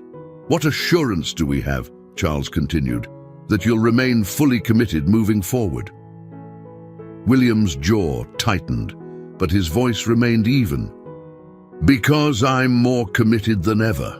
This company isn't just a business to me, it's a legacy, but legacies mean nothing if they're built on empty values." Another murmur followed, this one tinged with intrigue. William took a deep breath, his next words deliberate. "In my time away, I've realized that our success as a company should reflect more than just profits. It should reflect the impact we have on people's lives, our employees, our partners, and the communities we serve." Charles raised an eyebrow, his tone skeptical. "A noble sentiment, but sentiment doesn't pay dividends." "It does when it's done right," William countered. "Investing in our people, in sustainable practices, in long-term growth, that's what builds real value. That's what ensures this company thrives beyond any one person's tenure." The room fell silent, the weight of his words settling over the board. William knew he was walking a fine line, appealing to both their pragmatism and their sense of purpose. He glanced at Claire, who gave him another encouraging nod. "I'm proposing a strategic shift," William continued, "one that balances profitability with responsibility. But I can't lead that shift unless I have your trust." Charles studied him for a long moment, his expression unreadable. "You've made a compelling case, Mr. Ashford," he said finally, "but actions speak louder than words. Are you prepared to prove your commitment?" William nodded. "I am." The meeting continued, the discussion turning to logistics and specifics. By the end of the day, William had successfully secured a tentative agreement to remain as CEO, contingent on his ability to deliver on his promises. The relief he felt was tempered by the knowledge that the road ahead would be arduous. As the board members filed out, Claire approached him. "You handled that well," she said, her voice low. "Thanks to you," William replied. "Your support meant more than you know." Claire smiled faintly. "Just don't make me regret it." William chuckled softly, the tension in his shoulders easing slightly. "I'll do my best." When he returned to the small apartment that evening, he was greeted by the warm glow of the lamp and the sight of Ella curled up with her sketchbook. Margaret looked up from her bed, her face lighting up at the sight of him. "You're back," she said, her voice tinged with both surprise and relief. "I told you I would be," William replied, his smile genuine as he set down his bag. Ella ran to him, her small arms wrapping around his waist. "Did it go okay?" she asked, her voice muffled against his coat. "It went better than I expected," William said, kneeling to meet her gaze. "I couldn't have done it without you and your grandmother." Margaret smiled faintly, her eyes shining with pride. "We never doubted you." As the evening wore on, the three of them sat together, sharing stories and laughter that felt lighter than it had in weeks. For the first time, the weight of the challenges they faced seemed bearable, buoyed by the strength they drew from one another. But deep in William's mind, he knew the fight wasn't over. The board's trust was tentative, the stakes higher than ever. Yet, as he looked at Ella and Margaret, he felt a renewed determination. No matter what lay ahead, he would face it with the family he had found, the family that had given his life meaning once more. The days following William's return from the board meeting passed in a delicate balance of hope and urgency. While he managed to retain his position and propose his vision for the company's future, the board's trust was conditional and fragile. Back at the apartment, Margaret's condition continued to decline. The nurse visited more frequently, her quiet efficiency a source of comfort, but also a stark reminder of the fragility of their situation. On a crisp winter morning, William woke early. The faint light of dawn cast a pale glow through the curtains, illuminating the small table where Ella's sketchbook lay open. He glanced toward Margaret's room, where the muffled sounds of her labored breathing drifted through the door. His heart clenched, the weight of his dual responsibilities pressing heavily on him. Ella stirred from her makeshift bed on the couch, rubbing her eyes as she noticed him standing by the window. "You're up early," she said, her voice groggy. "So are you," William replied, forcing a smile. "Couldn't sleep?" Ella shrugged, her small frame seeming even smaller in the oversized sweater she wore. "I guess." William crossed the room and knelt beside her. "Is something on your mind?" She hesitated, then nodded. "Grandma, I'm scared she's getting worse." William reached out, placing a reassuring hand on her shoulder. "We're doing everything we can for her," he said softly, "and we're not alone. The nurse, Dr. Jacob, they're helping." Ella's eyes filled with unshed tears. "But what if it's not enough?" William paused, searching for the right words. "Sometimes," he began carefully, "we can do everything right and still face things that are out of our control. But what matters is that we're here for her, together." Ella nodded slowly, her expression thoughtful. "You won't leave again, will you?" "Never," William said firmly. "I promised you, and I meant it." Later that day, as the nurse tended to Margaret, William stepped into the hallway to take a call from Claire. Her voice was clipped, her words laced with urgency. "William, we've hit a snag. Some of the board members are already questioning your strategy, saying it's too risky." William's jaw tightened. "I anticipated pushback. What's their main concern?" "They're worried about the upfront costs of your proposed changes," Claire explained. "They don't see the long-term value yet." William exhaled sharply, pacing the length of the hallway. "We need to show them data, examples of companies that have succeeded with similar strategies. Can you pull that together?" "I'll try," Claire replied, "but they're growing impatient. You'll need to present something concrete at the next meeting." "I will," William said, his tone resolute. "Just buy me some time." As he ended the call, he leaned against the wall, closing his eyes. The dual pressures of his professional and personal life felt insurmountable, yet he knew he couldn't afford to falter. Not now. When he returned to the apartment, the nurse was just leaving. She gave him a brief update before departing, her expression kind but weary. Inside, Margaret lay propped up against her pillows, her face pale but her eyes bright as she watched Ella sketch by her bedside. "You look like a man carrying the weight of the world," Margaret said as William approached. He smiled faintly, sitting in the chair beside her bed. "It feels that way sometimes." Margaret reached out, her frail hand brushing his. "You don't have to carry it alone." "I know," William replied, "but some burdens feel like they belong to me." Margaret's lips curved into a faint smile. "You've always been like that, even when we were young." Their conversation was interrupted by Ella, who held up her latest drawing, a portrait of the three of them, seated together in their small living room. "Do you like it?" she asked, her voice shy. "It's beautiful," Margaret said, her voice filled with pride. William nodded, his throat tight. "You have a real talent, Ella." As the evening wore on, the three of them shared quiet moments together, the weight of their challenges momentarily eclipsed by their bond. Yet, in the back of William's mind, the looming pressures of his professional obligations remained, a shadow he couldn't ignore. That night, as Margaret slept and Ella dozed on the couch, William sat by the window, staring out at the city lights. He thought of the decisions he had made, the sacrifices still to come, and the promise he had made to Ella and Margaret. The road ahead was uncertain, but one thing was clear: he would fight for them with everything he had.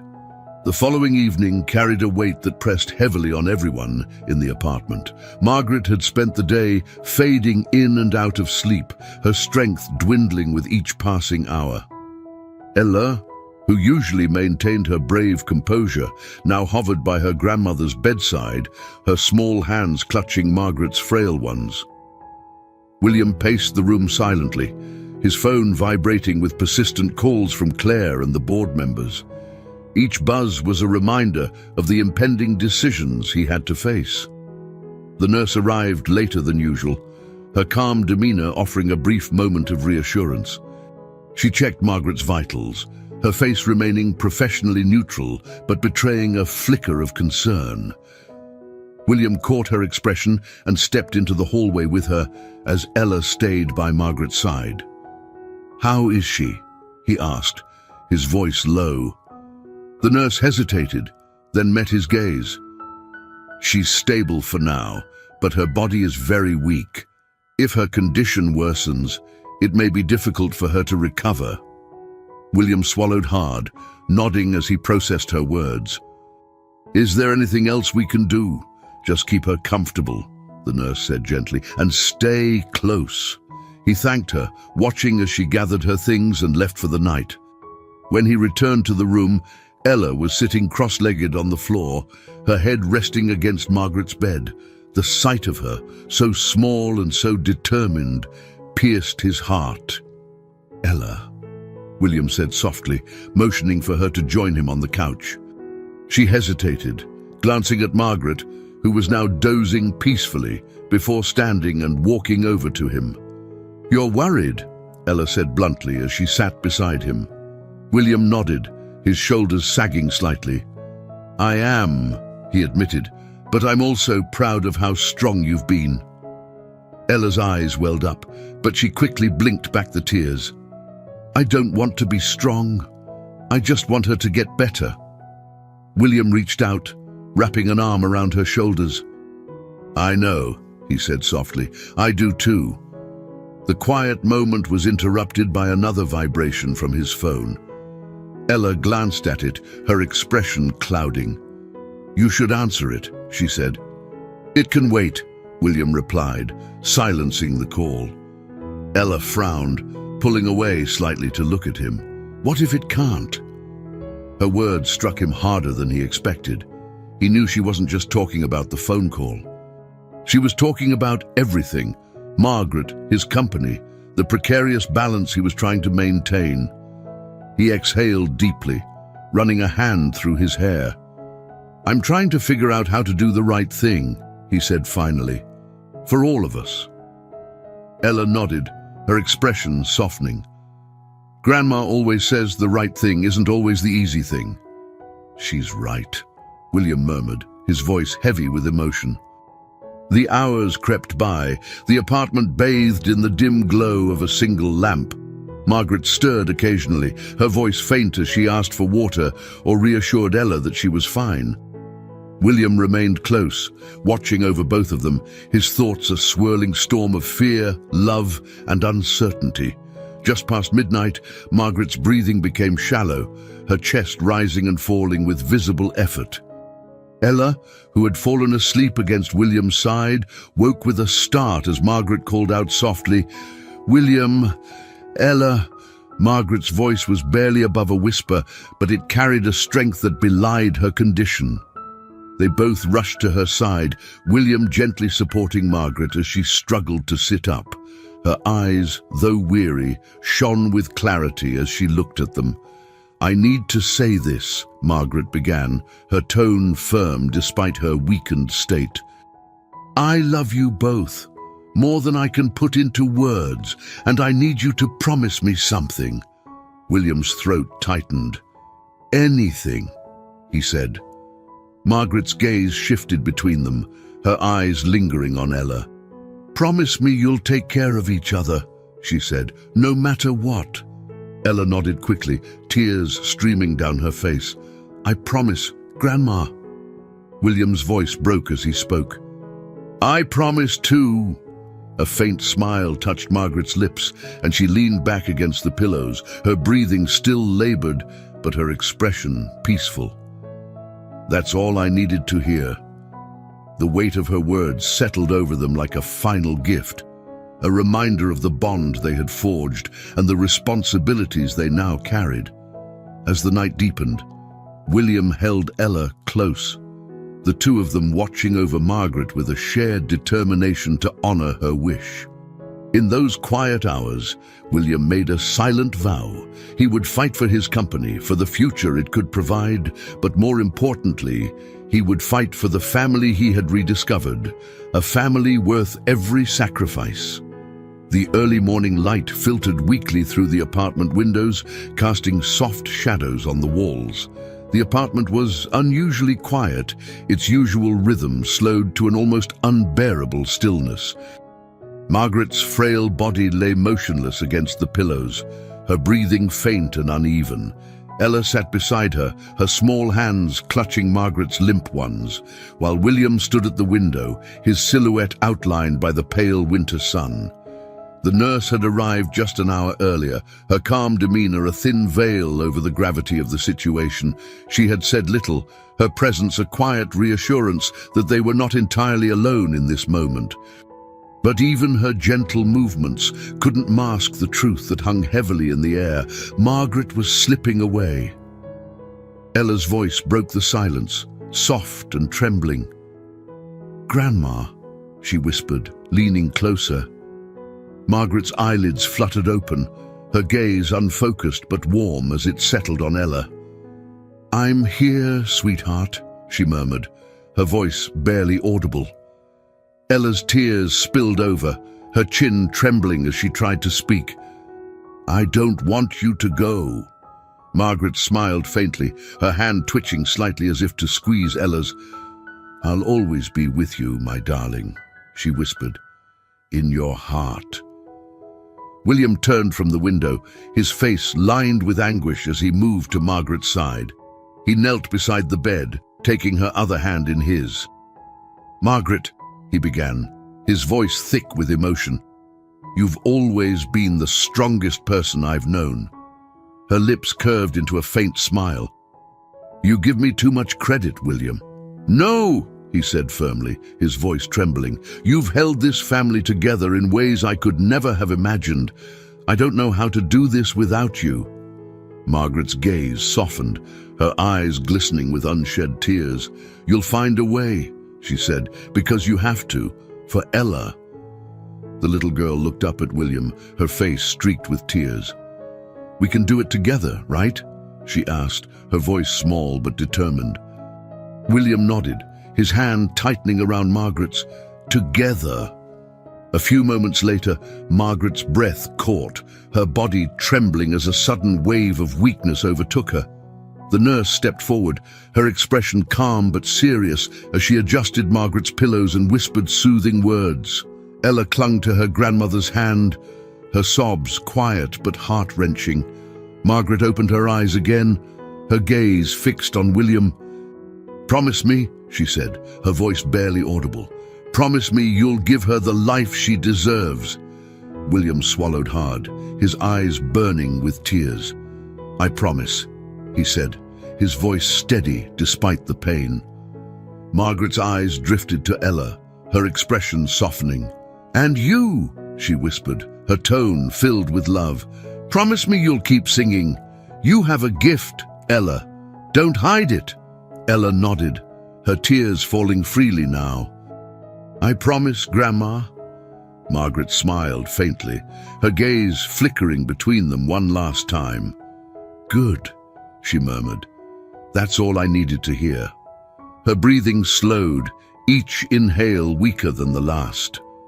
The nurse placed a gentle hand on William's shoulder, a silent acknowledgement of what was happening. Ella buried her face against Margaret's arm, her sobs muffled but unrelenting. William held Margaret's hand tightly, his head bowed as he whispered a quiet prayer. And then, as the light outside grew brighter, Margaret exhaled one final breath. The room fell into a heavy silence, the weight of her absence settling over them like a thick, suffocating fog. Ella cried openly now, her small body shaking with the force of her grief. William gathered her into his arms, holding her tightly as his own tears fell freely. The nurse quietly packed her bag, her movements respectful and unobtrusive as she prepared to leave them in their mourning. "I'm so sorry for your loss," she said softly, her voice kind and steady. "She was a remarkable woman." William nodded, unable to speak as he clung to Ella, his heart shattered by the magnitude of what they had lost. The hours that followed passed in a blur. Calls were made, arrangements discussed, and condolences offered by neighbors who stopped by with casseroles and flowers. William accepted their kind words with quiet gratitude, though his mind remained focused on Ella, who had retreated to her room with her sketchbook. As the evening settled in, William knocked softly on her door before entering. Ella sat on her bed, her knees pulled to her chest and her sketchbook resting against them. She looked up at him, her eyes red and swollen. "Can I sit with you?" he asked gently. She nodded, and he lowered himself onto the bed beside her. For a while, they sat in silence, the weight of their grief shared but unspoken. Finally, Ella broke the silence. "I don't know how to draw her," she said quietly, her voice trembling. "Nothing feels good enough." William placed a hand on her shoulder, his touch gentle. "You don't have to draw her, Ella," he said. "She's already in everything you create." Ella sniffled, her tears starting again as she leaned against him. "I miss her so much." "I do too," William said, his voice breaking. "But she's still with us, Ella, in the promises we made and the love she gave us." They sat together for a long time, the silence between them no longer heavy but comforting. In that moment, William knew that Margaret's wish had become his purpose. Together, he and Ella would carry her legacy forward, building a life that honored the strength and love she had given them. The funeral was held 3 days later, on a cold but clear winter afternoon. The sky stretched endlessly above, a pale blue canvas streaked with thin white clouds. Margaret's service was simple and intimate, held in a small chapel with just a handful of attendees. Neighbors, the nurse and a few of Margaret's former students had come to pay their respects, their presence a quiet testament to the life she had touched. Ella sat beside William in the front pew, her small hand gripping his tightly. She wore a black dress and a wool coat that seemed too large for her, emphasizing how small she truly was. Her eyes, red from days of crying, remained fixed on the wooden casket at the front of the chapel. William rested a comforting hand on her shoulder, though his own grief weighed heavily on him. The pastor spoke gently, recounting Margaret's life with reverence. He spoke of her as a beloved teacher, a devoted grandmother, and a woman who had faced life's challenges with grace and resilience. William felt each word like a thread stitching together the fragments of his memories with her, the arguments, the laughter, and the quiet moments of understanding that had defined their bond. When the pastor invited anyone to speak, Ella surprised everyone by standing. Her small figure walked slowly to the podium, her steps tentative but purposeful. William watched her with a mix of pride and heartbreak, his breath catching as she adjusted the microphone. "My grandma," Ella began, her voice trembling but clear, "was the most amazing person I've ever known. She taught me how to find beauty in the world, even when things were hard. She believed in me when no one else did, and she always made me feel like I could do anything." She paused, her hands gripping the edges of the podium tightly.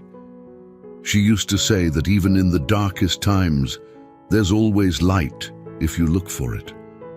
I didn't understand what she meant before, but now I do. She was my light, and I'll keep carrying her love with me. Her voice cracked on the last word, and tears streamed down her cheeks. The room was silent, except for the sound of muffled sobs from a few attendees. William rose and approached her, placing a steady hand on her shoulder. Ella looked up at him, her tear-streaked face searching for reassurance. He nodded, his own tears falling as he guided her back to the pew. After the service, they made their way to the cemetery, where Margaret was laid to rest under the shade of a bare oak tree. The cold air bit at their cheeks as they stood together, watching the casket lowered into the ground. Ella clung to William's side, her small frame shivering despite her coat. As the last shovelful of earth was placed over the grave, Ella knelt and placed a single flower, a white lily, on the fresh mound of soil. "Goodbye, Grandma," she whispered, her voice barely audible. "I'll make you proud." William knelt beside her, his arm wrapping protectively around her shoulders. "We'll both make her proud," he said, his voice thick with emotion. The walk back to the car was quiet, the crunch of snow under their shoes the only sound. As they drove home, Ella stared out the window, her reflection etched against the frosted glass. William glanced at her occasionally, his heart aching for her and the pain she carried. That evening, the apartment felt emptier than ever. Margaret's absence was a void that seemed to echo in every corner. Ella sat at the table with her sketchbook, though her pencil moved slowly, as if the weight of her grief dulled her creativity. William busied himself with cleaning up, his movements mechanical as he tried to process his own emotions. After some time, he sat across from Ella, watching her draw in silence. "What are you working on?" he asked gently. Ella hesitated before turning the sketchbook toward him.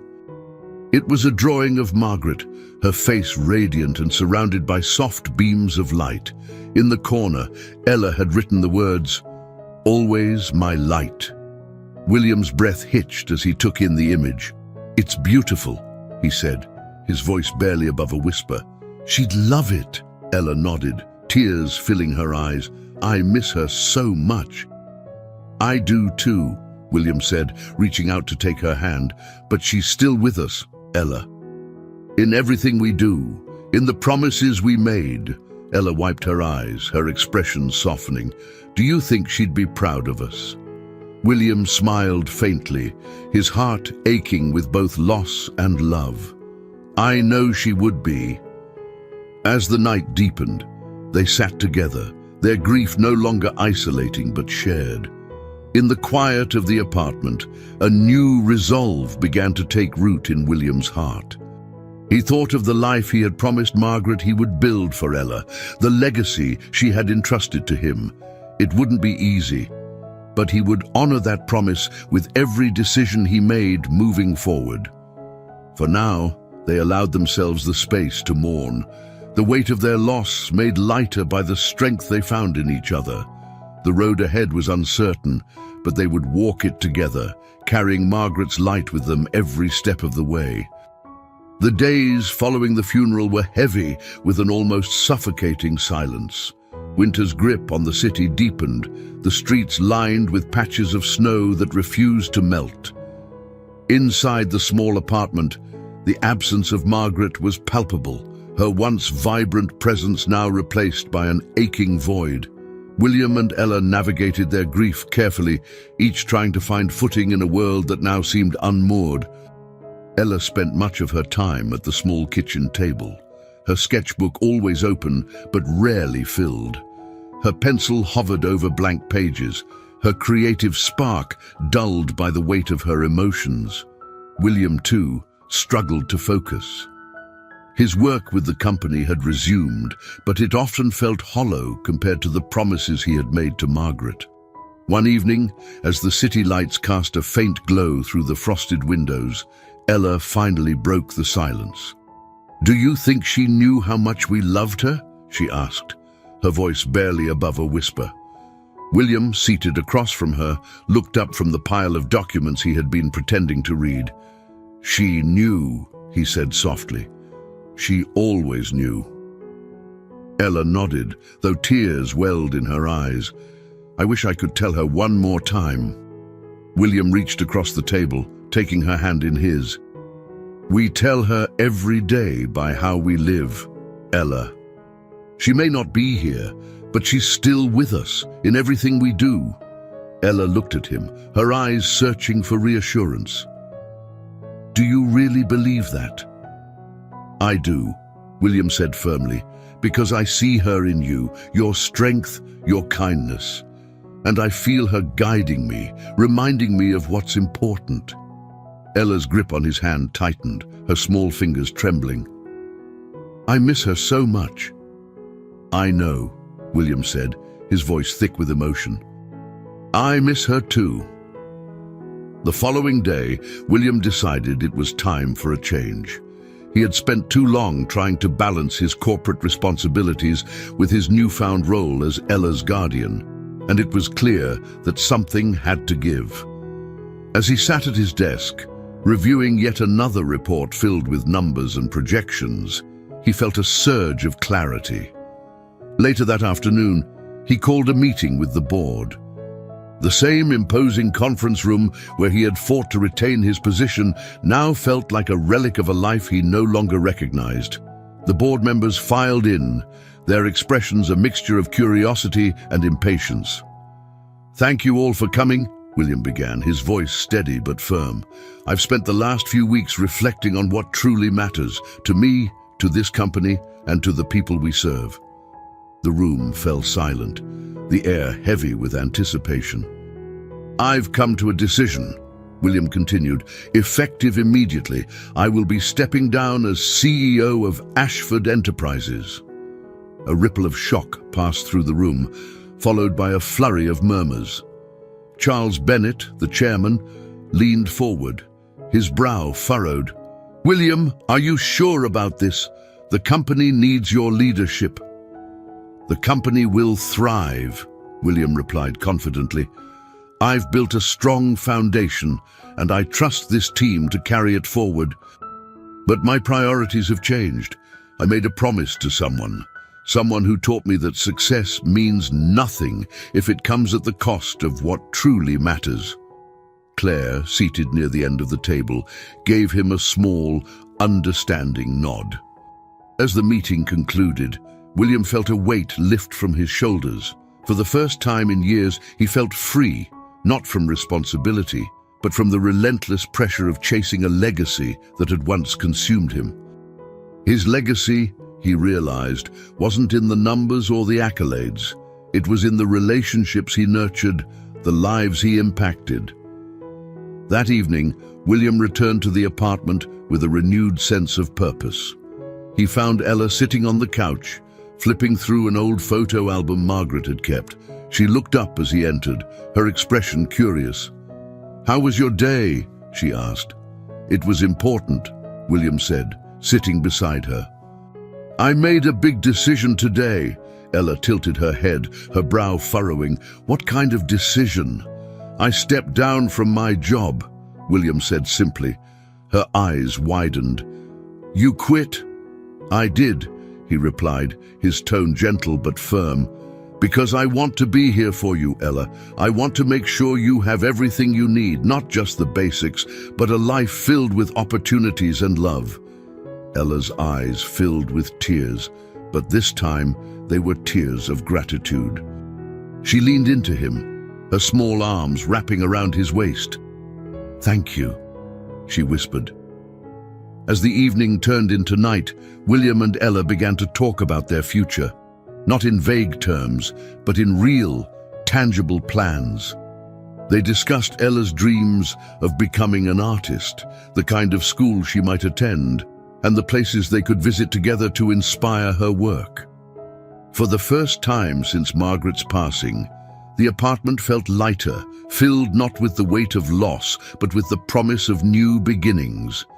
William knew the road ahead would still be challenging, but he also knew they would face it together, carrying Margaret's memory as their guiding light. The cold grip of winter had begun to loosen its hold on the city, giving way to the first hints of spring.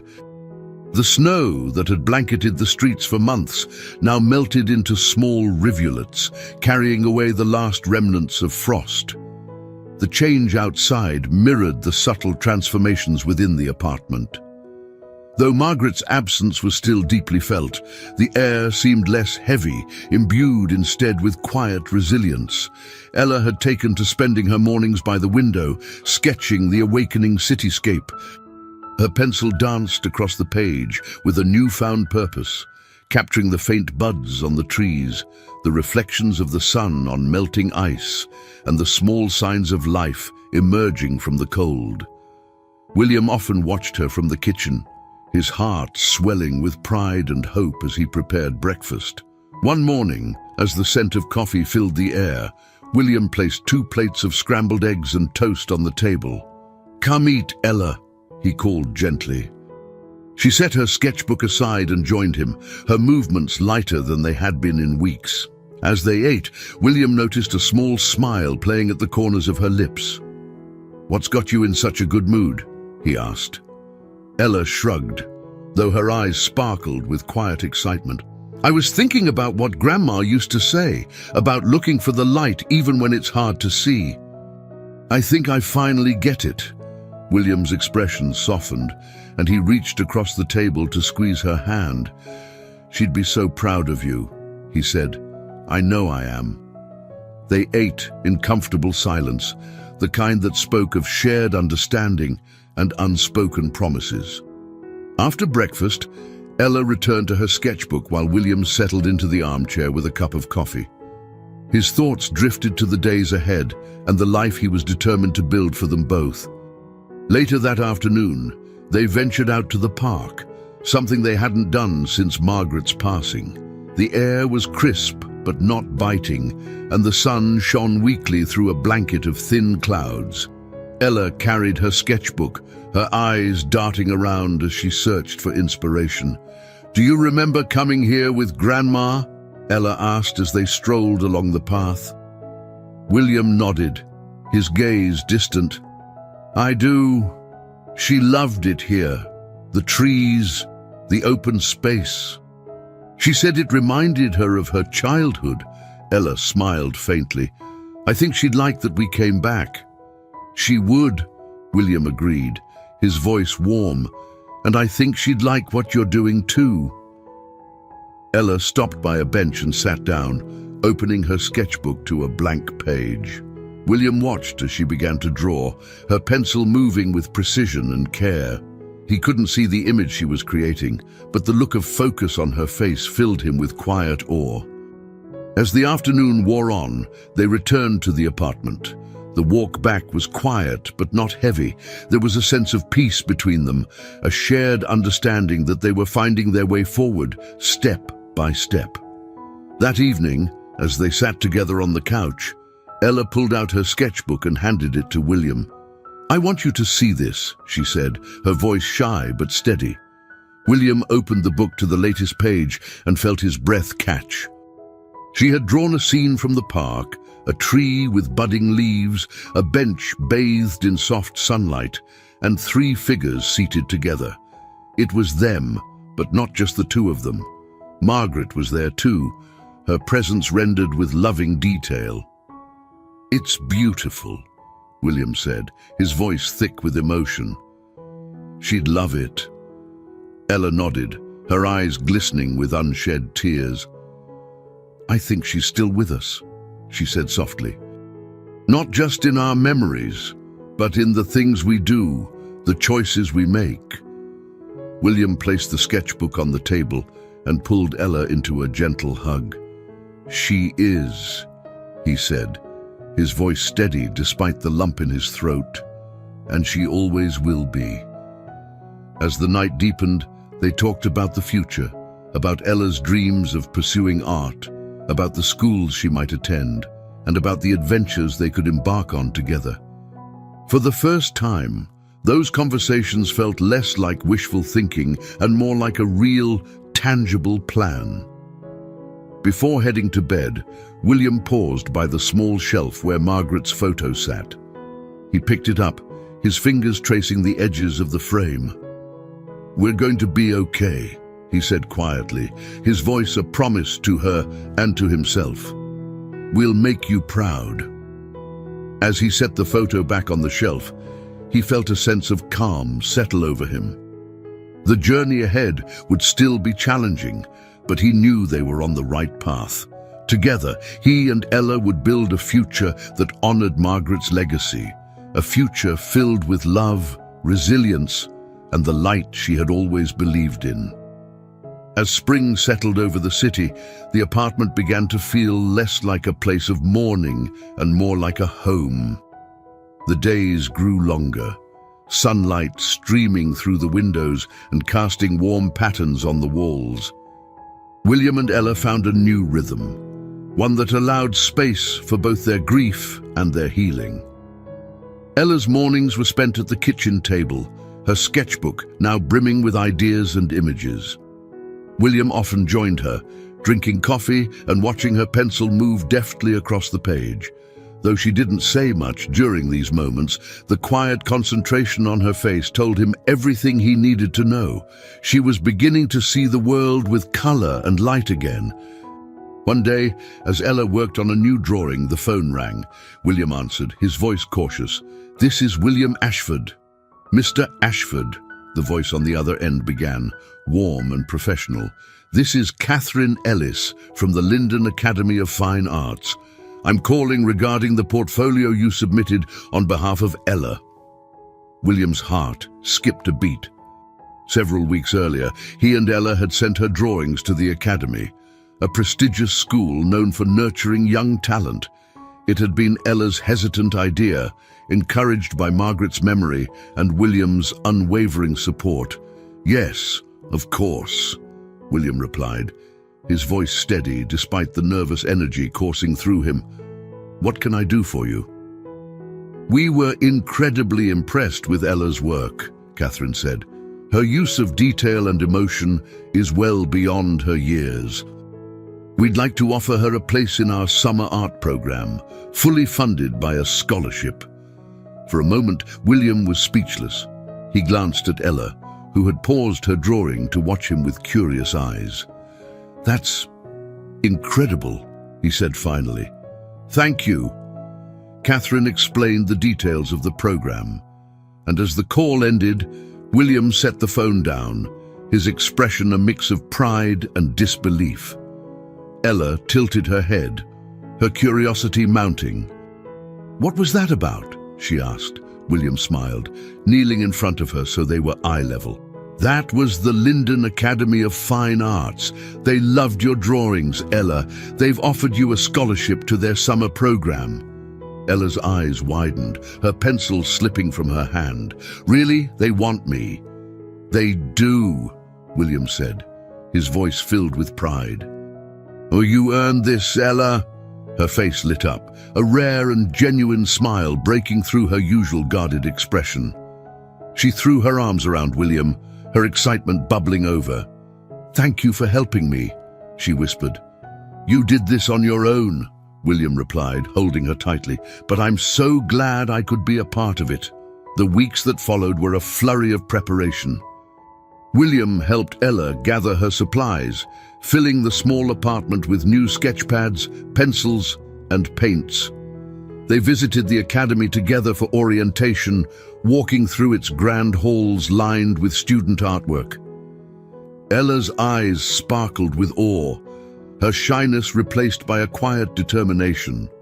As the program began, Ella threw herself into her work, her confidence growing with each passing day.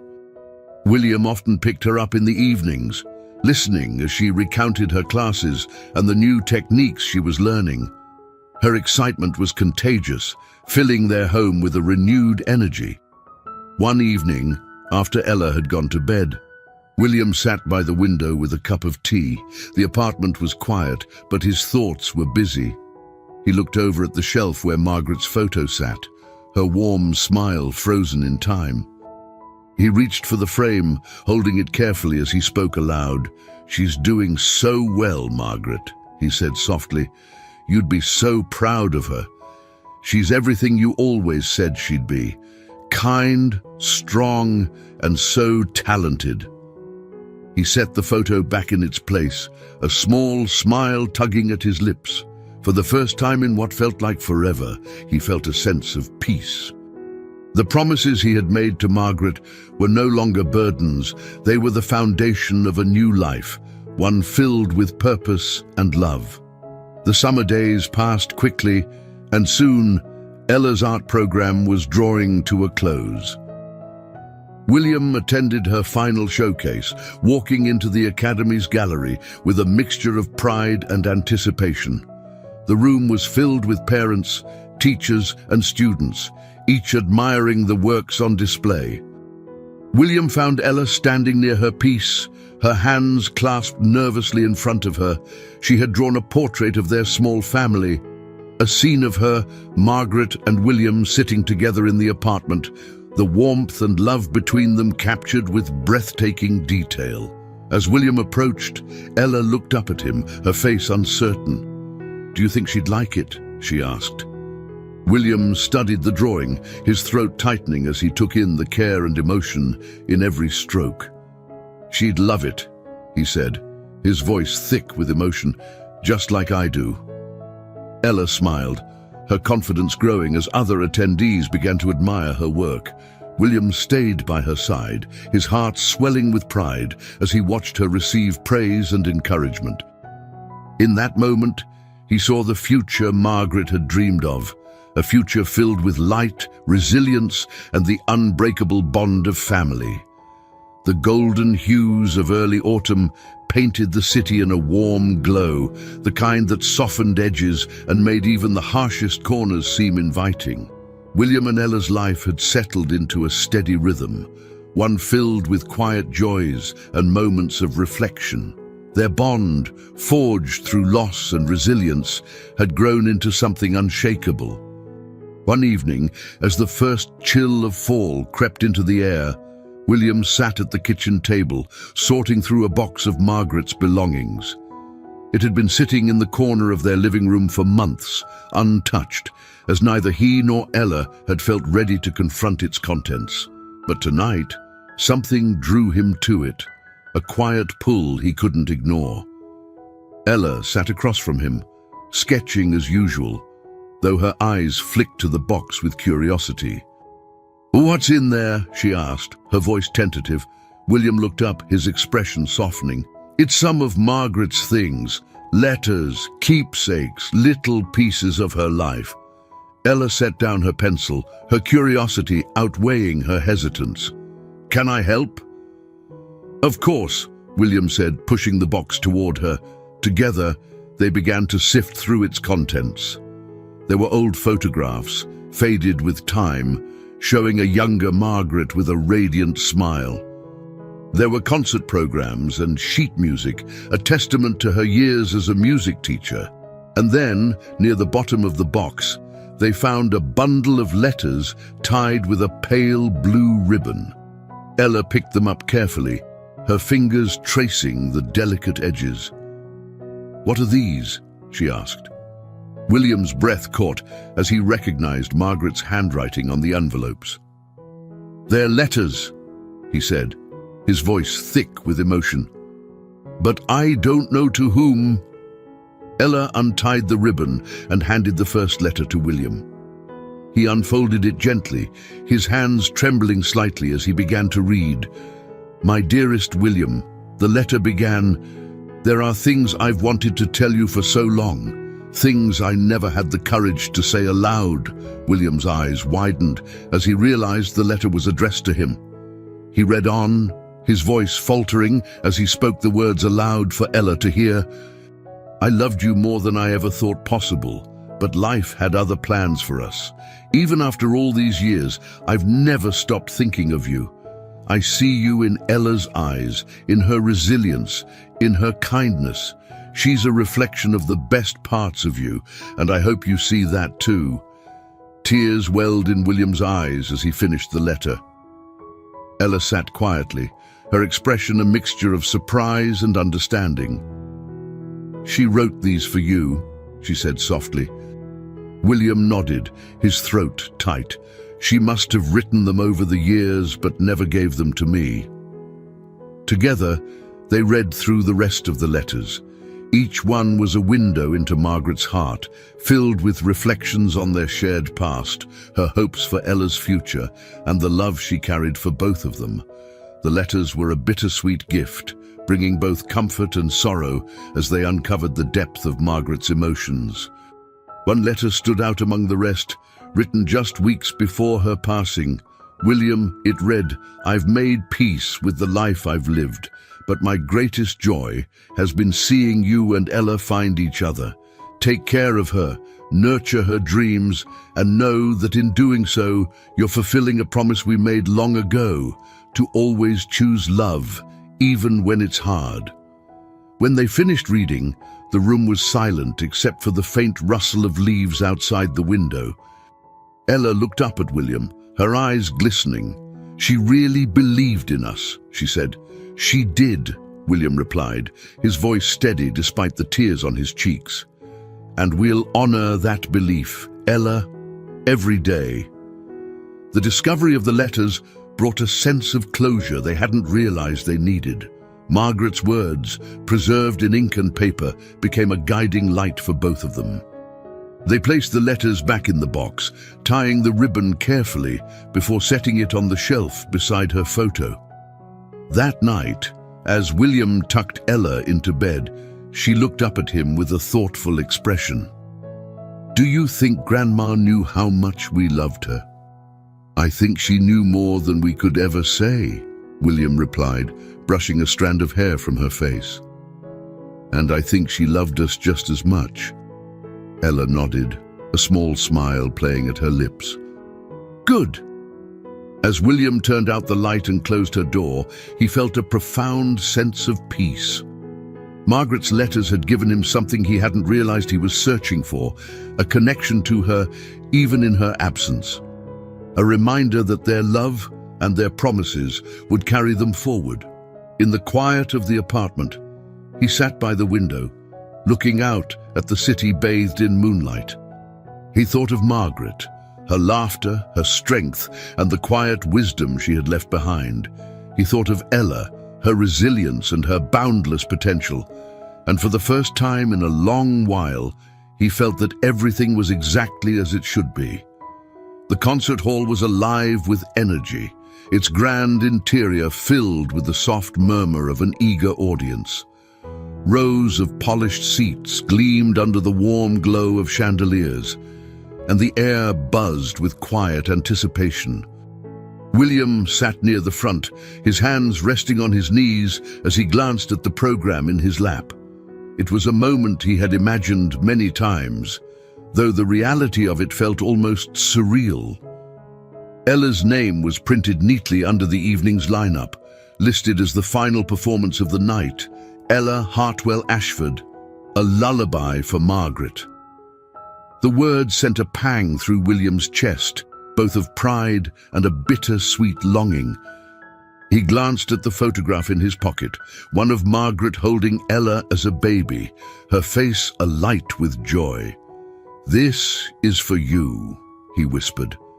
The lights dimmed, and the hum of conversation faded. The evening's performances began, each one a testament to the talent nurtured within the academy.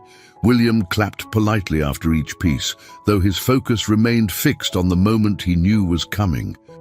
Finally, the announcer's voice broke through the applause, introducing Ella with a reverence that made William's heart swell.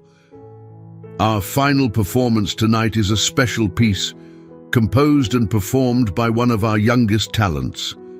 Please welcome Ella Hartwell Ashford." The audience erupted into applause as Ella walked onto the stage.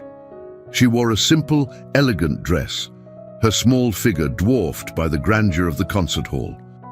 Yet as she approached the piano at center stage, her confidence radiated. She paused, bowing slightly to the audience before seating herself at the piano bench. Her hands hovered over the keys for a brief moment, her eyes closing as she took a deep breath. And then the first notes of her lullaby filled the room. The melody was soft and haunting, each note weaving a story that spoke of love, loss, and hope. It was a song that captured Margaret's spirit, her warmth, her strength, and the light she had brought into their lives. William felt tears prick at his eyes as the music swelled, carrying him through memories both joyful and painful. As Ella played, the audience sat enraptured. Her small frame seemed to disappear into the music, her fingers moving effortlessly over the keys as if guided by something greater than herself. Each note resonated deeply, a bridge between the past and the present, between the pain of their loss and the promise of their future. When the final note lingered in the air, there was a moment of profound silence, as though the room itself was holding its breath. Then the applause erupted, a thunderous wave of appreciation that brought Ella to her feet. She bowed again, her face flushed but glowing with a quiet pride. William rose to his feet, clapping so hard his hands ached. He wasn't alone. The entire audience had given Ella a standing ovation. Tears streamed down his face, but he made no effort to hide them. He saw in Ella not just the child she had been, but the young woman she was becoming, resilient, talented, and filled with the love Margaret had poured into her. After the concert, William made his way backstage. He found Ella standing with her instructor, who was lavishing her with praise. When she saw William, she ran to him, throwing her arms around his waist. "You were amazing," William said, his voice thick with emotion. "Absolutely amazing." "Do you think Grandma heard it?" Ella asked, her voice small but hopeful. William knelt down, his hands resting on her shoulders. "I know she did," he said firmly. "And I know she's proud of you, more than words could ever say." Ella smiled, her eyes shining with tears. "I wanted it to be perfect for her." "It was," William assured her. "It was perfect." They left the concert hall together, stepping into the cool night air. The city around them sparkled with lights, a reflection of the stars scattered across the dark sky. Ella clutched the bouquet of flowers she had received, her face radiant with the glow of accomplishment. As they walked home, William thought of Margaret, of the promises they had made to her, and of the journey that had brought them to this moment. He felt her presence with them, not as a shadow of grief, but as a guiding light, a reminder of the love that had bound them together and the strength they had found in each other. Back at the apartment, Ella placed her bouquet on the shelf next to Margaret's photo. She stood for a moment, gazing at the picture with a soft smile. "I did it, Grandma," she whispered. "I hope you're proud." William watched from the doorway, his heart full. He stepped into the room, placing a hand on Ella's shoulder. "She's proud," he said, "and so am I." As the evening wound down, they sat together by the window, sharing stories and laughter. The pain of their loss remained, but it no longer defined them. Instead, it had become a part of the foundation they were building, a foundation of love, resilience, and hope. And as the city lights twinkled outside, William and Ella looked to the future, knowing that Margaret's light would guide them every step of the way. I hope you enjoyed today's story. Subscribe to the channel so you don't miss more stories like this. Leave a like and comment below what you thought of the story. See you in the next video.